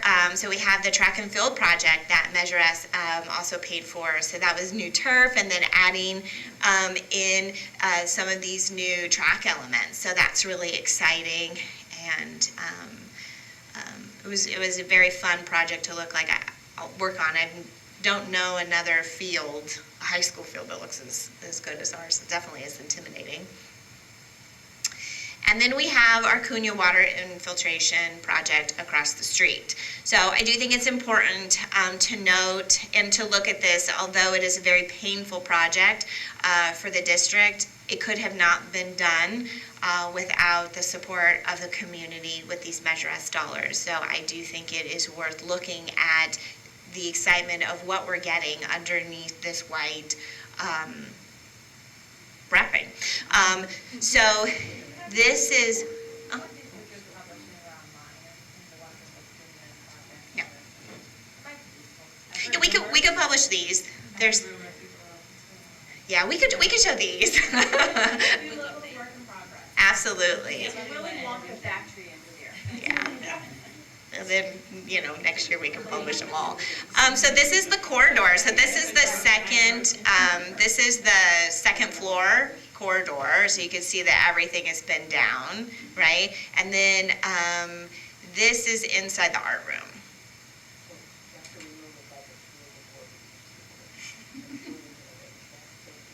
Why it's under construction? Okay. Did you go through scaffolding training and hard hat training, sir? Absolutely. Okay. Wonderful. And then let's look at a current look. So what do we have going on right now? Right now we have the Hatch Kinder Complex. So this is going to be a rendering of what inside these kinder classrooms will look like, and hopefully our classrooms moving forward within the district. So you see there's a lot of natural light. They still follow the same design feature that we tend to like here, letting this additional light come in here with this full teaching wall, tons of storage. You have some collaboration areas over here and room for teachers to have more storage. And then each classroom will also have a bathroom in it available to the students because they're little ones. The teachers are really focusing on kind of, outside of the teaching wall, they're really pushing for a lot of flexible furniture, and so not a lot of the built-ins, just so that they could use the space in all areas. And then so that you can kind of see this is going to be the layout. So this is the current kinder area right here. And so then it'll be 2 classrooms here, a single classroom here, and then 2 classrooms here. And then the playground will be right here. We do have to build in a fire road that will go here, and then we will be redoing all of the blacktop at Hatch as well. The field is later. It's outside of the Hatch Kinder Complex, but we are making some arrangements within the Kinder Complex for plumbing so that at possible, hopefully, collaborative projects with different community organizations or athletics, that we can add some bathrooms out there so people actually have some flush bathrooms to use as well. So future large projects, these are subject to change. They're subject to change depending on usually going back to that timeline, also the availability and our ability to sell bonds. And so just to kind of touch on that, you know, we have this plan to sell the bonds, but our hands can be a little tied on selling the bonds with what is going on in our general fund. So although we have $123 million for construction, we cannot use any of that money for general fund expenditures. So it can only be spent on construction. It's essential for us to provide the best rates and payback schedules for our community to try to maintain our highest bond rating that we can. So it's definitely getting a little tricky. And so when we look at the timing of the sales of the bonds, the projects, where they fit, and then what our financials look like on the general fund side, it's definitely it's a quite large task to undertake. So right now, currently we're working on the Half Moon Bay field lights. So this is the stadium lights that are there. This is a project that was unplanned for, but due to the original lights there and being good neighbors, the district is moving towards putting in LED lights, which will have more efficient lighting on the ground in targeted places, which also the city is being a part of. So we're currently in that planning phase. Construction is hoping to take place next summer. This is the football field. And then Fairlawn View, planning to begin in spring 2019. So notice I said planning. So the planning is when we hope to start meeting with all of our stakeholders out there. And then El Granada 2021, High School 2021, and Kings Mountain 2021. So you can see that are starting to get stacked there. And then if you go back to my schedule on selling bonds, that's when I'm doing some condensed sales. So, I mean, I'm hoping that I get to move El Granada up. They're planning up a little bit, and I can kind of stagger that. So I'm still working on that schedule.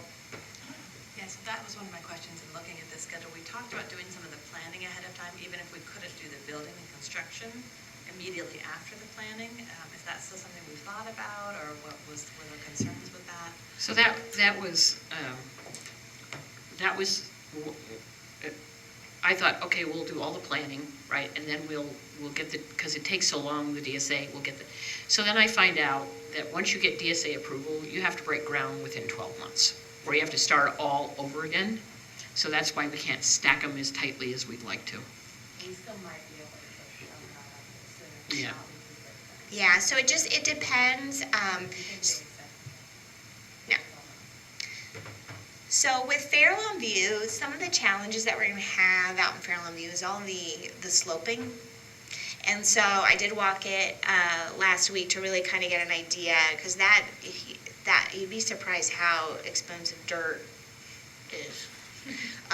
And to make that basically ADA compliant that it needs to be when we start to do that. So I think that the process will speed up as we move forward, but it's really going to play, I think the main focus is going to be when we can sell, how much do we have left, and what these budget turns out to be for the school sites and so forth. And so again, just a huge thank you to our community and all of our partners on the coast side for helping us pass Measure M. It's very exciting news. And although, again, it can feel a little defeating to look at that long project timeline, right? And, sometimes I drive in my neighborhood, I'm like, God, that house is, it's looked like that for 6 months now. Where's that inspector, right? But there are stuff that's often going on behind the scenes that we don't know. So it's just exciting, and moving forward, in the vein of communication with the community. We'll be definitely holding, school community meetings, and then as these projects are getting underway and we start to have renderings, they'll be posted so that everyone can see their bond dollars at work, and then a whole area dedicated to S&M projects on our website is also in work as well. So it's very exciting stuff happening. As a side note, I know Mr. Alfano presented the Measure S Oversight meeting report to you. From the Thank You Miller, we actually had 26 respondents that were interested in serving on Measure M. So we decided to expand the committee, and we actually had a meeting last Monday. Did not have 26 show, but we did have a few committed individuals who did show that are interested in serving on that committee. So I do believe we will be able to grow our committee. I'm trying to keep it to around 11. You have to be careful, because if you go too big, then you don't end up getting a quorum, because often they just don't, the schedules don't work and people are unable to attend. So I will be bringing those appointments back to you in December. But it was very exciting to see the response in the community on wanting to serve. And so also, outside of not being able to place everybody on that the committee, I'll find something for everyone to do. So we will have opportunities for them to serve in other ways to get the information that they are seeking, or to ensure that they feel good about what the district is doing with these dollars. So thank you.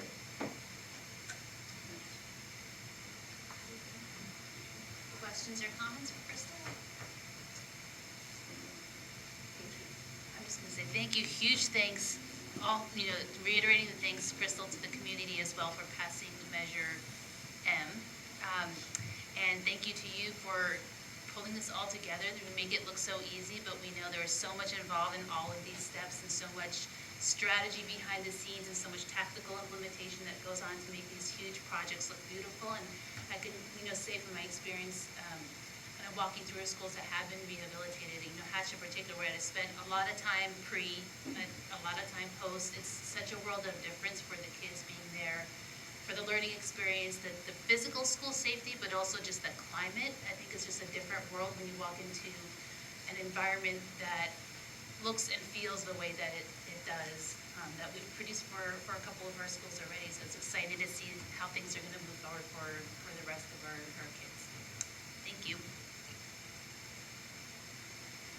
Okey-doke. So that brings us to item 12B now, which we will call it 12B, the Environmental Safety Board Policy and Administrative Regulations. So the materials for this are farther back in the packet as part of the original board policy update approvals. So the action items that were slated for today. And so as Jane said, we made the decision to move it up to allow some discussion and also some more time for the community to weigh in advance of an action being taken to approve. So I guess we'll open it up to folks that may have comments. Why don't you tell everybody what page it's on, just in case people don't. What? 2 or 3. We had so many board policies this time, I actually have them pulled from the board agenda, so I don't have the page numbers, sorry. Thanks, Fred.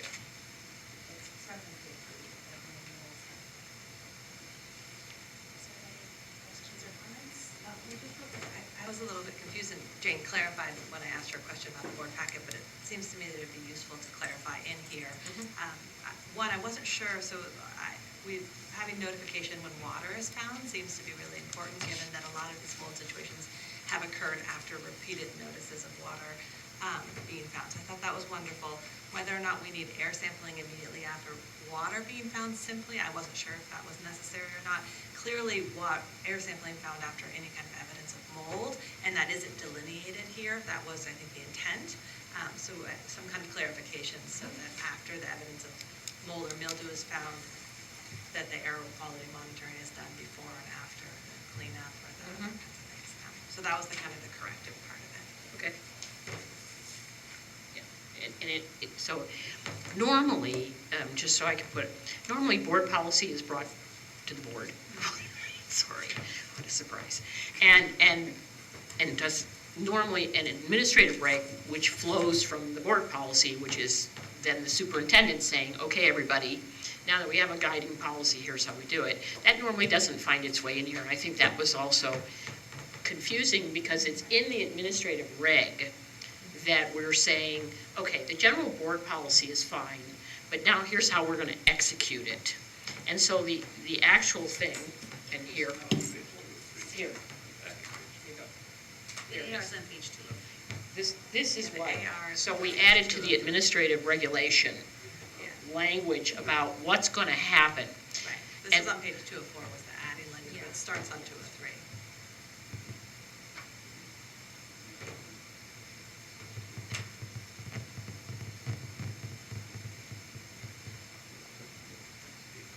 It's not growing. You have a different page. it might This is the PDF. Mine's a PDF Oh, too. you know why? Because the packet was modified to add the AR afterwards, right? So if you opened up the file. But he's just opening it now. When did you open it? I don't, Patty, I don't know, this is Open what I it. So you downloaded. need How to many total reopen. pages do you have? 228? 220. You can also do Yeah, a search so you in the don't have the document. AR. So it's been revised? Yeah, the revised board cover. No, this is your first one I opened when you sent it on Friday. There was a second one that There was 2. So the administrative reg, Was the agenda, not the board copy. yeah, it was. was a board packet. It's a. The administrative reg was not in the first release of the board packet. It should Yeah, I have don't been. have that. You don't have. It was not. We're gonna not We table. approve this administrative Yeah, we're- regulation this time. So it doesn't matter that if you don't have it at this point. Well, I mean, Because we're not we'll be here approving it next anyway. week, but I we're have not a gonna hard approve it copy if this anyone time wants to look at it. anyways. Yeah. Yeah. Well, yeah, but, so it's, Going to the actual, He probably has the original file open, which did not have the AR in yeah, it. if you go into community, then you will have it. Yeah. You can get it now. Yeah. You got to go for it. And I just gave I've got that hard copy right Kim the here. hard copy. So just- Page 12. so the board policy is the same that you saw. It's, as I said, the board policy went out, there's no change to the board policy that was issued Friday early, so you've seen it. What we don't normally put in here are administrative regs. And it's an administrative reg that's really getting administrative regulation that's really being modified this time. And so we reissued the board packet later on Friday with the new administrative reg, well, not new, we've had administrative reg, but a modified administrative reg to reflect what took place. And so the comment Freya's just made has been on, and specifically, it's number 2 under the administrative reg. So we have number 1, then we have number 2, which starts with school facilities shall be regularly inspected for. And then there's the brand new language that's in there. And the other question Freya had for me is this CSBA language or is it our language? And the answer is it's our language because CSBA didn't contemplate any of this. And so we tried to adapt to the situations and the things we've uncovered and, you know, what's the common theme among them? Well, the common theme is people keep seeing standing water where it doesn't belong and not reporting it to us. And so we want to make sure that any time someone sees standing water where it shouldn't be, like in the middle of the classroom, and nobody spilled anything, that there's an immediate report made to the school administrator, and the school administrator is reporting to us. And the reason I was thinking, my thought process, and I'll add mold mildew, but the thought process for me on the water is because it took so long for the initial reports to get to us that we had standing water, that at that point, even though one didn't see any mold mildew, I still would be happier making an initial air quality monitor to make sure there was none present within air quality. But I will add the mold mildew. Clarify it, yeah. Yeah. Agreed. And maybe clarify what kind of water leaks, because I mean, it seemed like again, water spills and you know where it's coming from, maybe you don't do air quality. I don't know, you know, like Right. this is a discussion that just should be clarified. Because EPA. If every time water spills, we do an air quality testing that costs like $20,000. Right. Seems silly, but at the same time, if we ignore water that's unexplained, so maybe make it a little bit clearer. in terms of what it is. Yeah, because EPA has guidelines that say that you should be drying and handling it within 48 hours. So especially if it gets on, and I will clarify to that, if it gets on wallboard or porous substance, they're saying you need to get that dried in 48 hours. And so I was trying to adapt the EPA languages, but clearly not well enough, so I'll take another shot at it. Yeah, I think Thanks. it'd be useful, and then Yeah. getting some other input Yeah. as well. Yeah. That was all. Yeah, perfect. Questions or comments on this discussion item? Kurt? No. Right. Please let close our discussion items. And we'll move on to communications. We'll start with board members. And we'll start with Freya. On this side. We don't have final results yet on the election, but I just wanted to say thank you to everybody who voted, whatever way they voted. I think it's just so amazing that we're a part of this democracy, and it's been a fun being a part of a campaign process again, because it's been 8 years since I've done the actual running, and it's wonderful to be able to articulate what it is that you believe in, why you do what you do, and what you value about democracy and public education and other things. So that's been wonderful, and I did have one experience ordering my turkey at New Leaf where the woman said, "Your name sounds really familiar. Did you run for school board? I voted for you. I didn't know this woman," you know, and you realize there's people out there that you don't know at all. Now I know her. Her name's Willow. She seems very sweet, but that you don't know, and yet they're voting in you. They're placing a confidence. Then you think about all the people you vote for on your ballot, and you don't know most of them, yet we place this confidence in them. So I just want to say thank you to those that did vote, period, or those that voted for me and placed that confidence in me again. And I look forward to hopefully, if the election results hold, another 4 years of doing that. So that's all. Kim? Well, it's later. I concur. I'm sitting here thinking, adding on to Freya's comments, appreciative of everybody who does go out to vote and how important that is. And my daughter and my husband bantered back and forth. She's in college, and it was her first time voting. So kind of exciting to know that, you know, our kids that we raise, that graduate from Half Moon Bay High School, she just missed the last election by a few days because she's a November birthday. So she won't be a teenager anymore in about a week. Just reflecting on how appreciative I am of this district for both of my children. Going through El Granada and Cunha in the high school, and thank you to all of the teachers and administrators, and I'm glad to be serving with such a wonderful board, and look forward to working with your new board members. So, thanks. Kirk.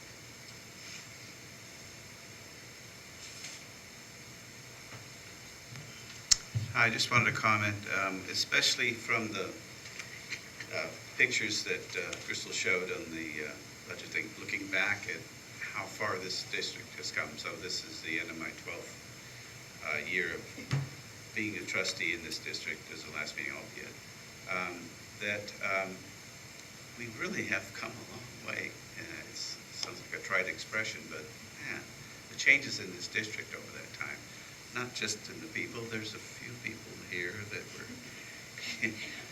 here back then, but I just admire where the district is now and what we're doing and the community support for the district that brings our facility bonds and our parcel taxes, because people believe in the education of the children of this community, and that the facilities in which these kids are educated in should be better than they are and as good as they can be. And that's really a marvelous thing. And it says a lot about this little island, this little isolated community here, strip along the coast side in California, which has its incredible economy, but who still has educational funding in the back seat, lagging behind. We don't pay our teachers enough. We don't spend enough on our pupils. But despite that, Cabrillo does a marvelous job, and it has continued to do better every year and offer more and more opportunities to every child in our district. And it's been an interesting 12 years, I can tell you that. And looking back at this mess of Cunha that is now being fixed, it was in '96, that was Measure K, was a bond that paid for that. But it was delayed another 12 years, I think it was, over the whole wave of this thing. Just incredible to wait that long for something, to do something, and then construction costs. You know, we were trying to build the same thing with the construction costs at least 40% higher. And despite that struggle, we end up something which turned out to be built in a very flawed manner. It's just astounding to see this building under the shrink wrap looking like that is just mind-blowing. It truly is. Anyway, I'm proud of this district, and I'm happy to have been a part of it for a while. Thank you. That's it. I want to echo your sentiment, the sentiment Kirk expressed in terms of just the gratitude for how fast things go and how much has changed. And I think it's really easy. I even find myself sometimes forgetting where we were even a year ago or 2 years ago. And you get used to it, right? You acclimate. And I walked in the halls of Hatch. It's a perfect example. I'm like, okay, let's go over here and over here. And then you realize, like, oh my gosh, like, how much has changed, right? And I think that to me was also really apparent through the series of the anti-bullying meetings and the emergency preparedness meetings that we have, and just to see the caliber of supports that we have in place and that we continue to adapt and evolve and improve in our schools in terms of just more generally the social emotional supports and the acknowledgement of how important that is to the learning process. I think is, to me, just so fabulous to be able to go to a few of these meetings and to be there with parents and realize how much is going on to support our kids socially and emotionally in our schools, and that's huge. And to see the partnership with the county, not only the Office of Education, but also the Sheriff's Department, and how what you need to work together, and that's the key to having safe schools. and setting the example for our kids, right? Like, this is what we want our kids to learn, and when we see our leaders in our schools doing that so ably and effectively, it's inspiring that, okay, we got this, we're doing it, and we're teaching the next generation to do it when we're all old and gray and needing the help there. So and we're really grateful for all that communication that went out. That was in and of itself a huge effort to get out, and I think well worth the time. Also very grateful to Irene Preciado and the DLAC team and all the folks that helped pull together these workshops, a series of public workshops through the Alianza de Cabrillo, Padres de Cabrillo. The latest one was held yesterday where Rick and Irene spoke with parents from the community, primarily English learner parents, about School Loop, which is a really essential tool when you get to Cunha and throughout high school, as well as the AVID program. And I think Irene's excitement surely came through on that, and just all the power of that program and how much of a difference it's been making and continues to make as we evolve it and incorporate AVID Excel into our English learners experience in middle school. Is again just like it's a constant. There's so much going on and so much good stuff going on, and we continue to change it and evolve it, and we don't just be happy with what we got and be like, okay, we're done. Like, we're never there, because then we just keep moving the mark forward. And I love that about this district, and I really appreciate that it takes a lot of people coming together to make that happen. And again, you make it look so easy, but it's not. So I'm really, really grateful for that. And yeah, I was able to join the trustee area election hearing, which didn't have the greatest attendance, but I think is important that, we're continuing to stay on our commitment from our last meeting, where we resolved to move forward to transition from at-large to trustee area-based elections. That process is moving forward.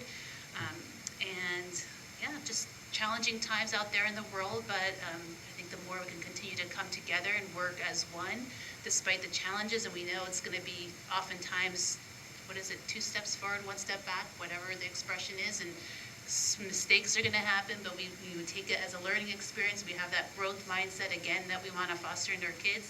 To me, is kind of the magic that we have here, so let's keep it going, and I'm super, super appreciative of it, so thank you. All right, so we'll go to communications from our student board member, Lauren. Okay. So I have, this time I have reports from all schools, so it'll be really exciting. There's a lot of interesting things. Thank you for sending those in. All right, so there have been plenty of exciting activities happening at Half Moon Bay High School since our last board meeting. While fall sports are coming to a close, we transitioned to winter sports, which includes basketball, soccer, and wrestling for boys and girls. We welcomed 8th graders in the community to look at our school by attending our open house and/or coming to school on our first shadow day of the year. We held our quarterly Outstanding Cougar Luncheon that allows each staff member to recognize a student that presented excellent behavior throughout the first quarter. We hosted the Special Olympics soccer tournament on our soccer field and invited schools from around the area to participate. The fall play, Peter and the Starcatcher, was an exceptional production that presented our talented theater students on our campus. At our music concert, our chorale class, jazz band, and concert band performed. Challenge Day, a powerful program that allows people to connect with each other, visited our school on November 6th. Here are some of the happenings at Cunha. There were 550 students that attended our school dance. Leadership and all of the spirit classes are preparing for the upcoming lip sync. The 8th graders are working hard on their science fair projects. The girls volleyball team became champions this season. Fall sports are ending and winter sports are beginning. And in our annual Staff for Student Games, the faculty defeated both the boys flag football team and the girls volleyball team. Kings Mountain School is wrapping up a busy first trimester. October was especially busy with a morning of math in which parents joined their children for Bridges Math, experiencing Number Corner, and playing math games and activities with their children. Along with our second step social emotional curriculum, teachers are implementing supplemental anti-bullying lessons. Parents and teachers met with Sam Drazen of Changing Perspectives and excitedly added inclusion curriculum to our responsive classroom morning meeting. Empathy is our path this year.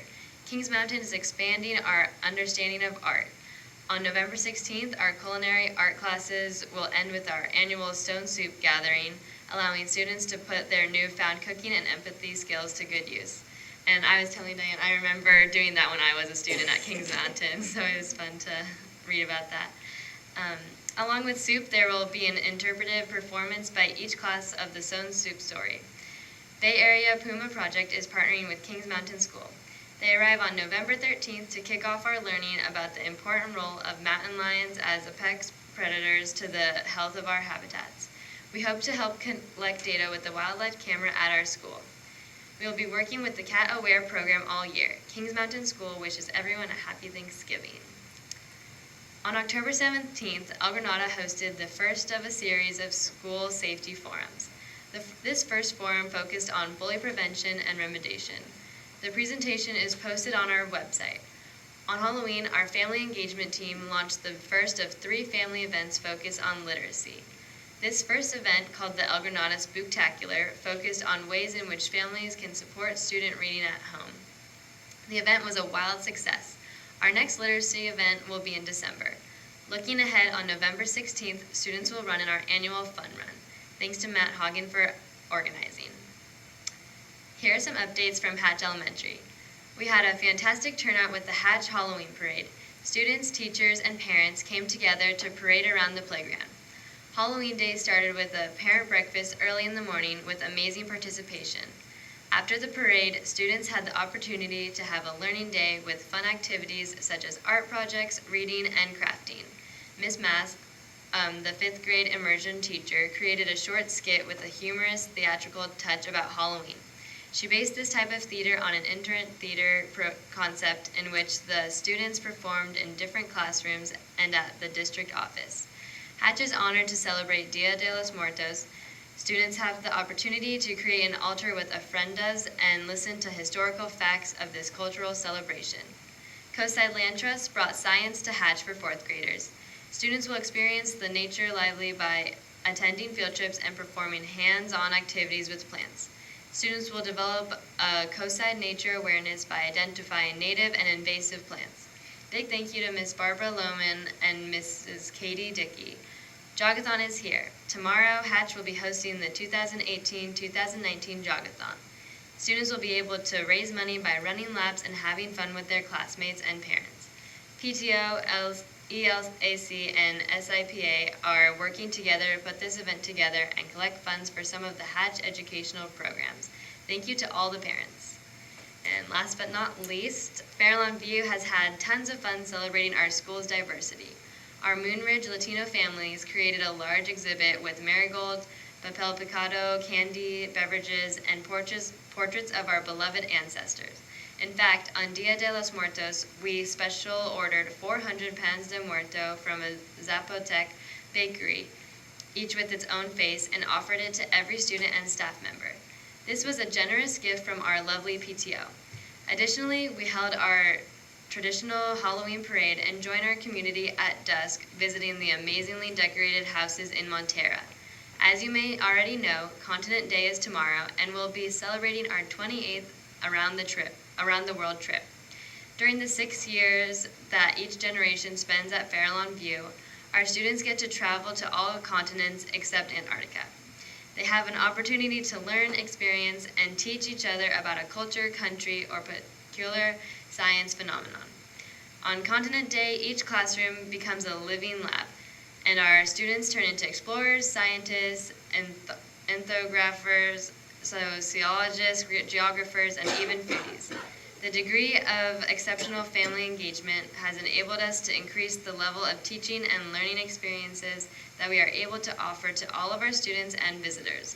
Linda Herbert, our current TK teacher, developed the idea and is gradually spread to a few classes until it became a school-wide celebration about 10 years ago.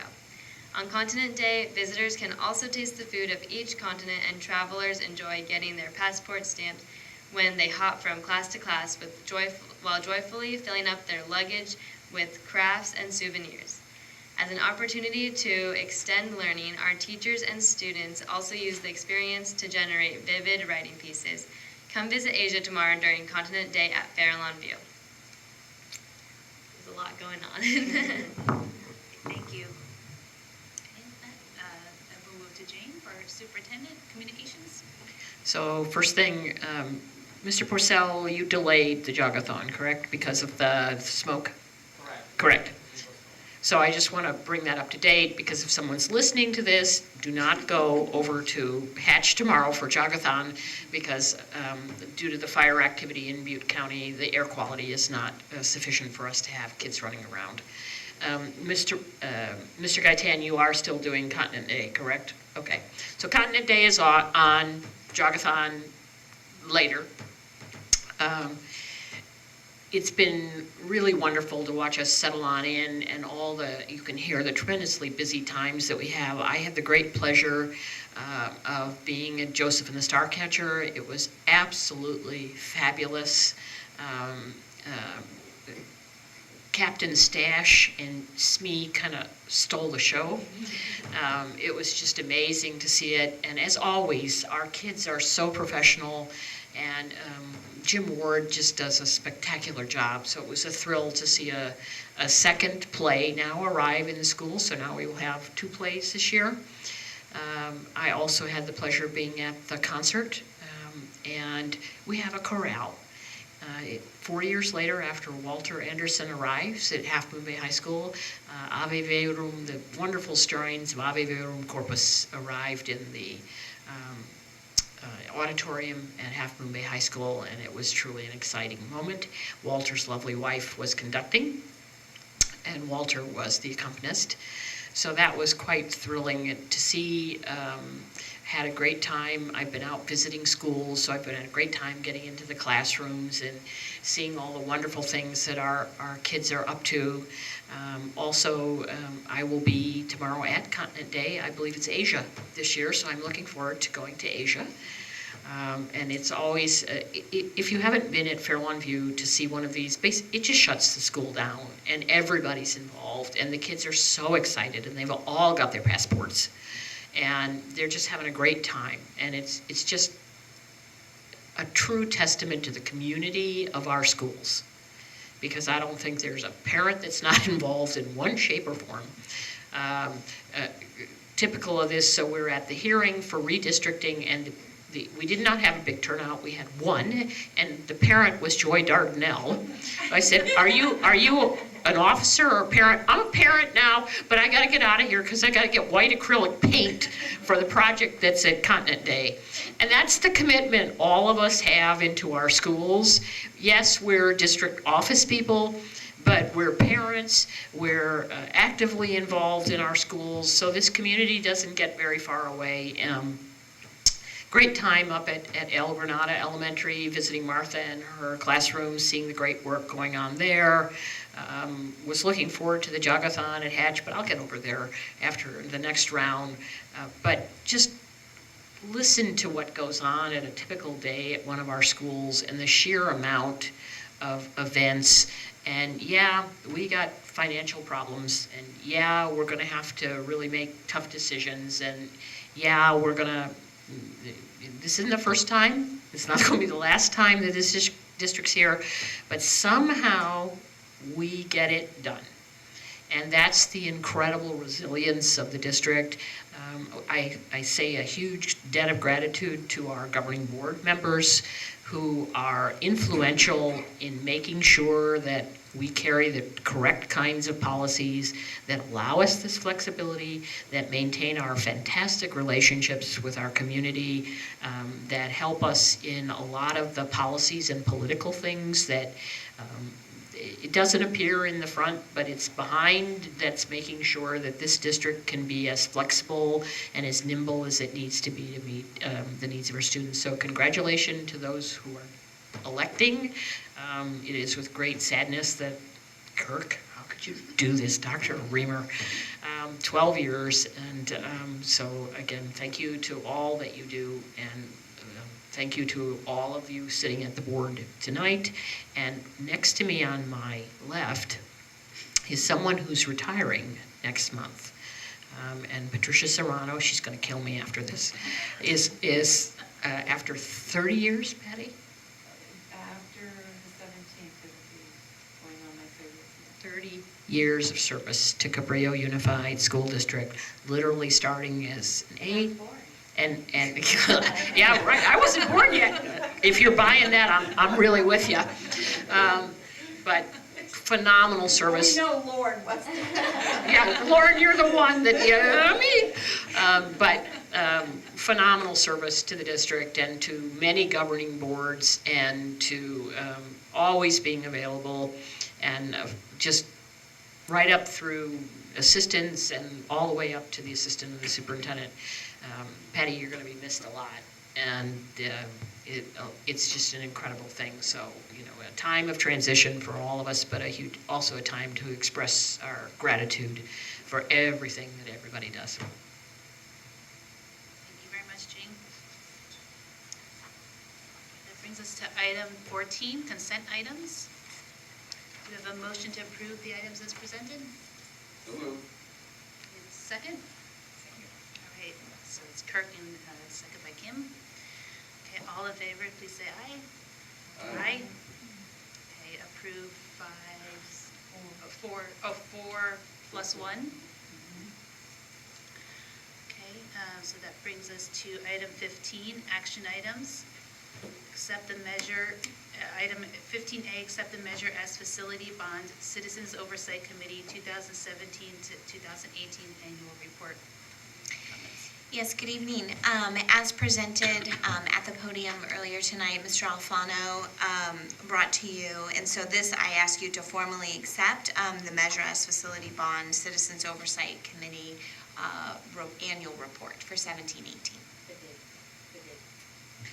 This date has been changed in here. There was a slight typo that spoke about a September meeting, but the meeting was actually October 1st, so that date has been corrected in the published report. Do you have a motion to approve with the amendment? Second? Second. All right, so all in favor, please say aye. Aye. Okay, approve 4 plus 1 to 0. Do you have to say that? All right, so item 15B, adopt resolution number 2518 to approve developer fee report for fiscal 2017 to 2018. Yes, this is a standard housekeeping resolution that is required to be adopted each year for the previous fiscal year. And this is regarding our developer fees, also known as Fund 25. These are fees that the district collects for new development within the community, both residential and commercial, that hopefully will lead to increased enrollment over time. So this is the mechanism that districts are able to use to keep building, and we, as Mr. Alfano spoke to earlier tonight, we were able to use $1.3 million to the construction of Pillar Cedos. Now, there are some caveats on spending this money.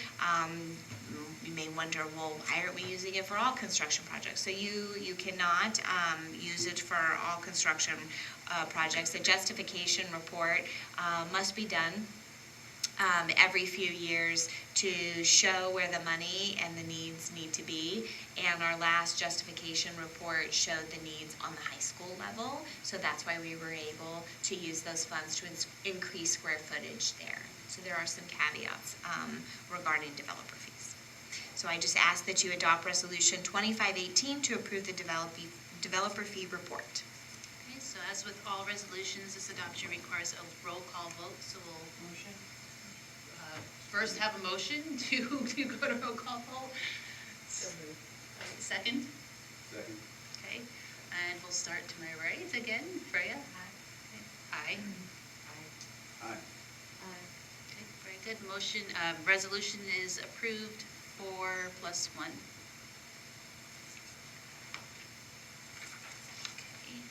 Item 15C, approve Cabrillo Unified School District Governing Board policy updates and adopt the proposed revisions as recommended by the California School Boards Association. So just going back to our earlier conversation, this item has been amended to exclude the board policy and administrative regulation on environmental safety. So this would be without that. Yeah, these come through me. Yeah, that's right. Yeah, everybody does it, but then we just put it under. Perfect. So because we've pulled one, I'll briefly go back through them. Ordinarily, it's, these are CSBA. So the first one that it's board policy 0420.42, which is a discussion really about charter schools. And the board, we don't have charter schools within this district at this time. And so there was some debate in my mind whether to go ahead and update it, just leave it the way it always has been. However, if a charter school were to appear here, it is better to have up-to-date board policy because that would be the governing criteria then on charter school. So we bring you this one, which is up-to-date, for charter and the charter applications. Then the next one is the use of our school facilities.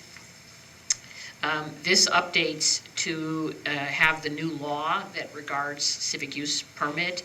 It does not talk about how much we charge. It talks about circumstances for it. It's really not a big change in what it was. It's just some language brought in line with the new regs too. And then the one of the policies I like that's in here this time is our BP 1400, which is our community relationships. And this is CSBA language, but it so reflects the heart of Cabrillo Unified that it talks about all the great partnerships that, you shall instruct me to create partnerships, and, our mental health collaborative, the Big Lift. We have so many active and deep community partnerships. Just sat at the Chamber Ed Committee. Everybody here on the coast was available.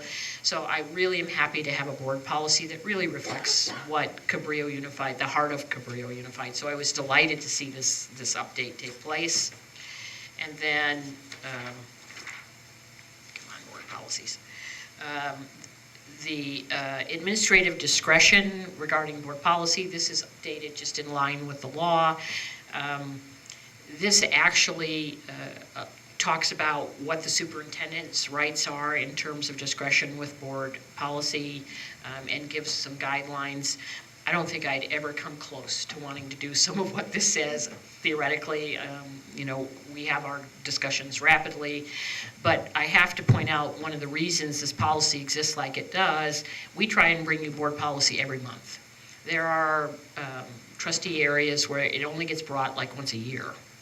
So this is, for us, not a big deal because we're doing this on a monthly basis. Though I will say, I was so proud of myself when I did this whole batch of board policies for you.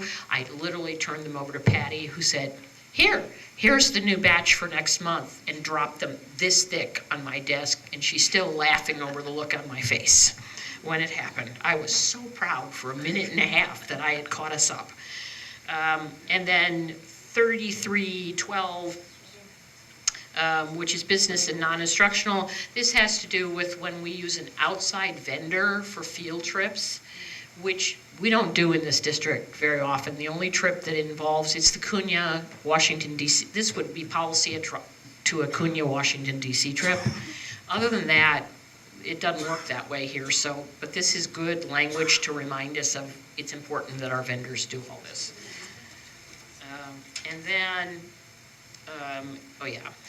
claims against the district. So this is a clarification of when, if someone's going to make a formal claim against this district, a monetary claim, when and how it's done, brought up to date with the new law. And then also we have, so 3514 is the one you've tabled. That is the environmental policy and its administrative reg.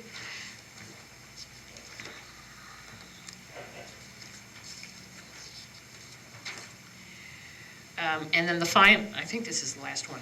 Drones is the last one. So there's this is new policy with the great technology that exists now, something called drones. And everybody flies them all over the place. There's some great film of Half Moon Bay High School from a drone.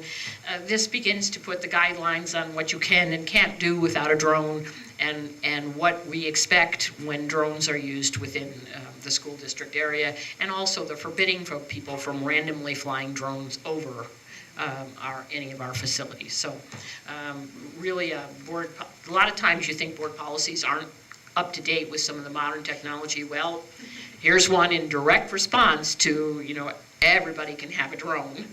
And so we've added a drone policy. 4140 is the bargaining unit.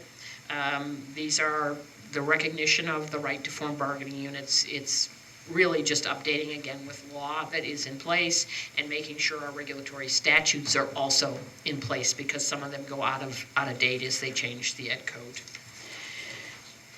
And then also 5112.5 is the discussion of our open-closed campuses, because the high school is open. Our policy needs to reflect the open policies of our campus up there. And so this updates again with current law and case law, handling open policy areas like our high school, and gives the discretion of the administration on when they can close it, who gets the privilege, when the privilege can be removed. So it's again an updating of policy. And then I think, and then the last one, which is 9310, which is the board by law. Oh, which one did I forget? 9110. Oh yeah, 2 bylaws, my bad. So the 9110 is the updating of when board members are seated. And it's a very interesting board policy. This is CSBA and law. Mind you, County Council has told us a very different answer to when board members are officially seated. And so we appear to have, this is CSBA, and I would advise you to adopt CSBA. I'm not sure for once I believe County Council's answer. County Council has a very different view of this. I'm inclined to be on the CSBA side of this equation, as they are generally very conservative and steep themselves heavily in case law. And I will say that when the 23 superintendents were in the room and they announced when board members seated, we all went, no. So this is in line with what I know the law to be, and so I recommend to the board that it adopts this, which is on the law. Should the law change or case law change, we can change this to take place. But the council, this is one where council and CSBA appear, and this is just San Mateo, appear to be having a bit of a dispute. But we have to update. Our old policy is completely inaccurate. So this says the second Friday in December, which happens to be the day after our next board meeting. So the,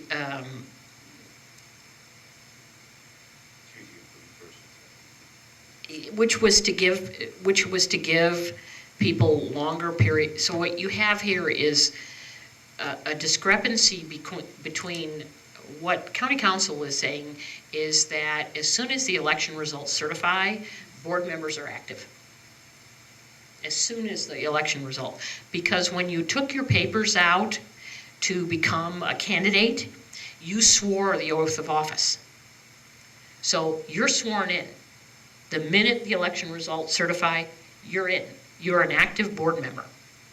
And it's just a formality. The December meeting is a formality that you swear in and you do this. But the minute Church's office certifies the results, end of November, board members are active. And that's why they say in your December board meeting, you need to invite the elected board members to closed session. You cannot take any board action until those board members are present. So, there's the ceremonial handing of the torch kind of thing, but then they become active. And that's what County Council is telling us. However, this contradicts what this contradicts what county council says, and so I can't get and don't have for you the definitive right answer. I'm actually uncomfortable enough because I continue to make phone calls and I don't get an answer that I would actually say you should just let it go. You should table this one out and let us wait till we get a true legal opinion. Adopt it, and that means Kirk sitting. Well, because it would impact our next meeting, whether, like, our sitting members are in effect December 13th, or whether the new members are in effect. Yeah, So given that confusion, This would say new members. but the No. question is, You can pull this, you can table it. but if we pull this and table it, then we're left with the old one, is that worse? That's not worse. That's all the board Well, policy? we could just pull this one out. Yeah. There's no You reason can do not it to in just. pieces. What's the urgency? There's really, I mean, if you want to table them all, and we'll just bring them all back in December. It seems like it's not, I mean, doing it is a group. This is a packet of policies that are being changed under this. Right, but I mean, motion. yeah, I mean, I'm used to Over the Hill, where they pick apart stuff like this all the time. They'll pull one policy, they'll let another through. But if you want to table them all, bring them back next month, it's no biggie. I'm inclined to move There's no on emergency. the ones that we've discussed and just say, hey, those are done, and if you guys are, I mean, it's a little bit more work for you guys to pull out these two. To do with the old way and then I get rid of those, get those off our plate. Yeah, I'm kind of inclined to move on. Well, I mean, since there's no emergency, I don't really, I mean, so we'll table them and pull them back. I mean, it's not a big deal. Yeah. Maybe, and we already took some out of it. We did that for Motion in the beginning. Motion and agenda. It's, So is it if easier? you choose to table these two board policies, you can, I first need a motion to amend item 15C by pulling or by tabling which policies you want to table. Then I need a second motion saying the remainder to be approved and adopted. Okay. Are we, Or you or the can pull alternative the is entire to pull packet. the entire packet. You can table completely item 15C. Is there any, Little butterfly in the back room, though, just advises you, you have a whole lot coming in. that's what, well, because I'm hearing there's a whole big packet coming forward. I guess I see no harm in pulling them out and getting them It's out of just our gonna be way, on top of. because it's going to be a longer packet. A Stuff lot. we already He ain't looked gonna at. be here. He doesn't care. Sorry, Well, I don't feel if we concerned. do I'm it kidding. now, No, then whatever we he's do. still sitting here. Well, actually, Actually, if we do follow, we are not changing board policy Yeah, will we're taking that dictate. one out. Sorry, Kurt, you are here. So- Yeah, you are. You'll be here until the reorg, once the reorg goes, and a few other activities Well, up and out. But no, this one, This says we it go won't to work that way either. this, then he's sitting here. We got a bigger problem if we adopt today, this doesn't make sense. 'Cause No, it's this the one, day I think after. we're all in It's the agreement day that, after. I think we're all in agreement that that piece needs to be pulled no matter what. I think the question is, do we approve everything else? So we pull the environmental stuff. I think we're in alignment to pull the board member timeline thing.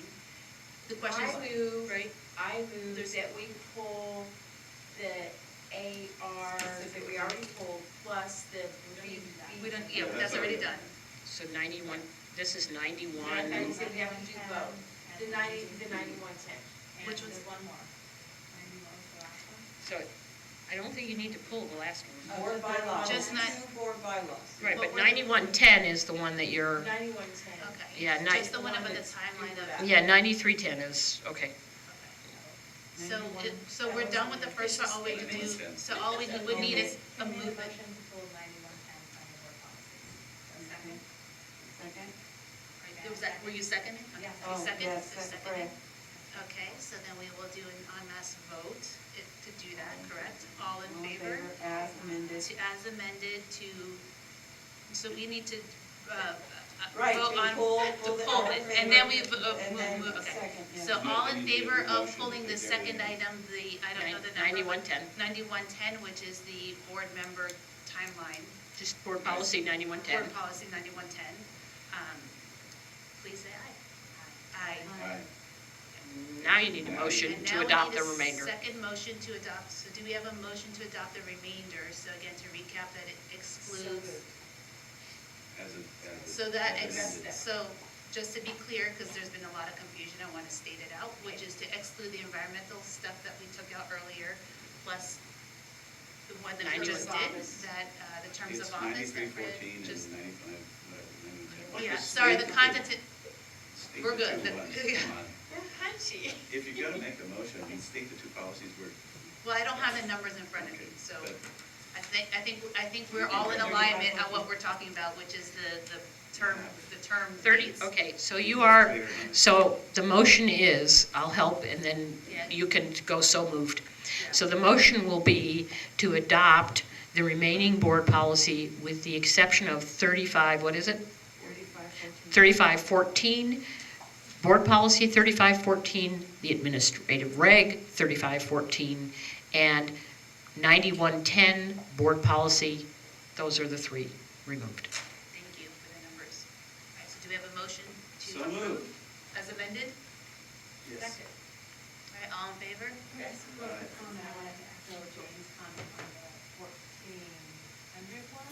I thought that was amazing. I loved all of the stuff that talked about in terms of the needs of individuals in the community, and harken back to the community schools idea, that schools are really all about not just educating, but looking at all the other issues in terms of nutrition and health and mental health and other things. So I thought it was wonderful that we did that collaboration, and yes, we are doing some of it, but to have that direct understanding for all schools as well.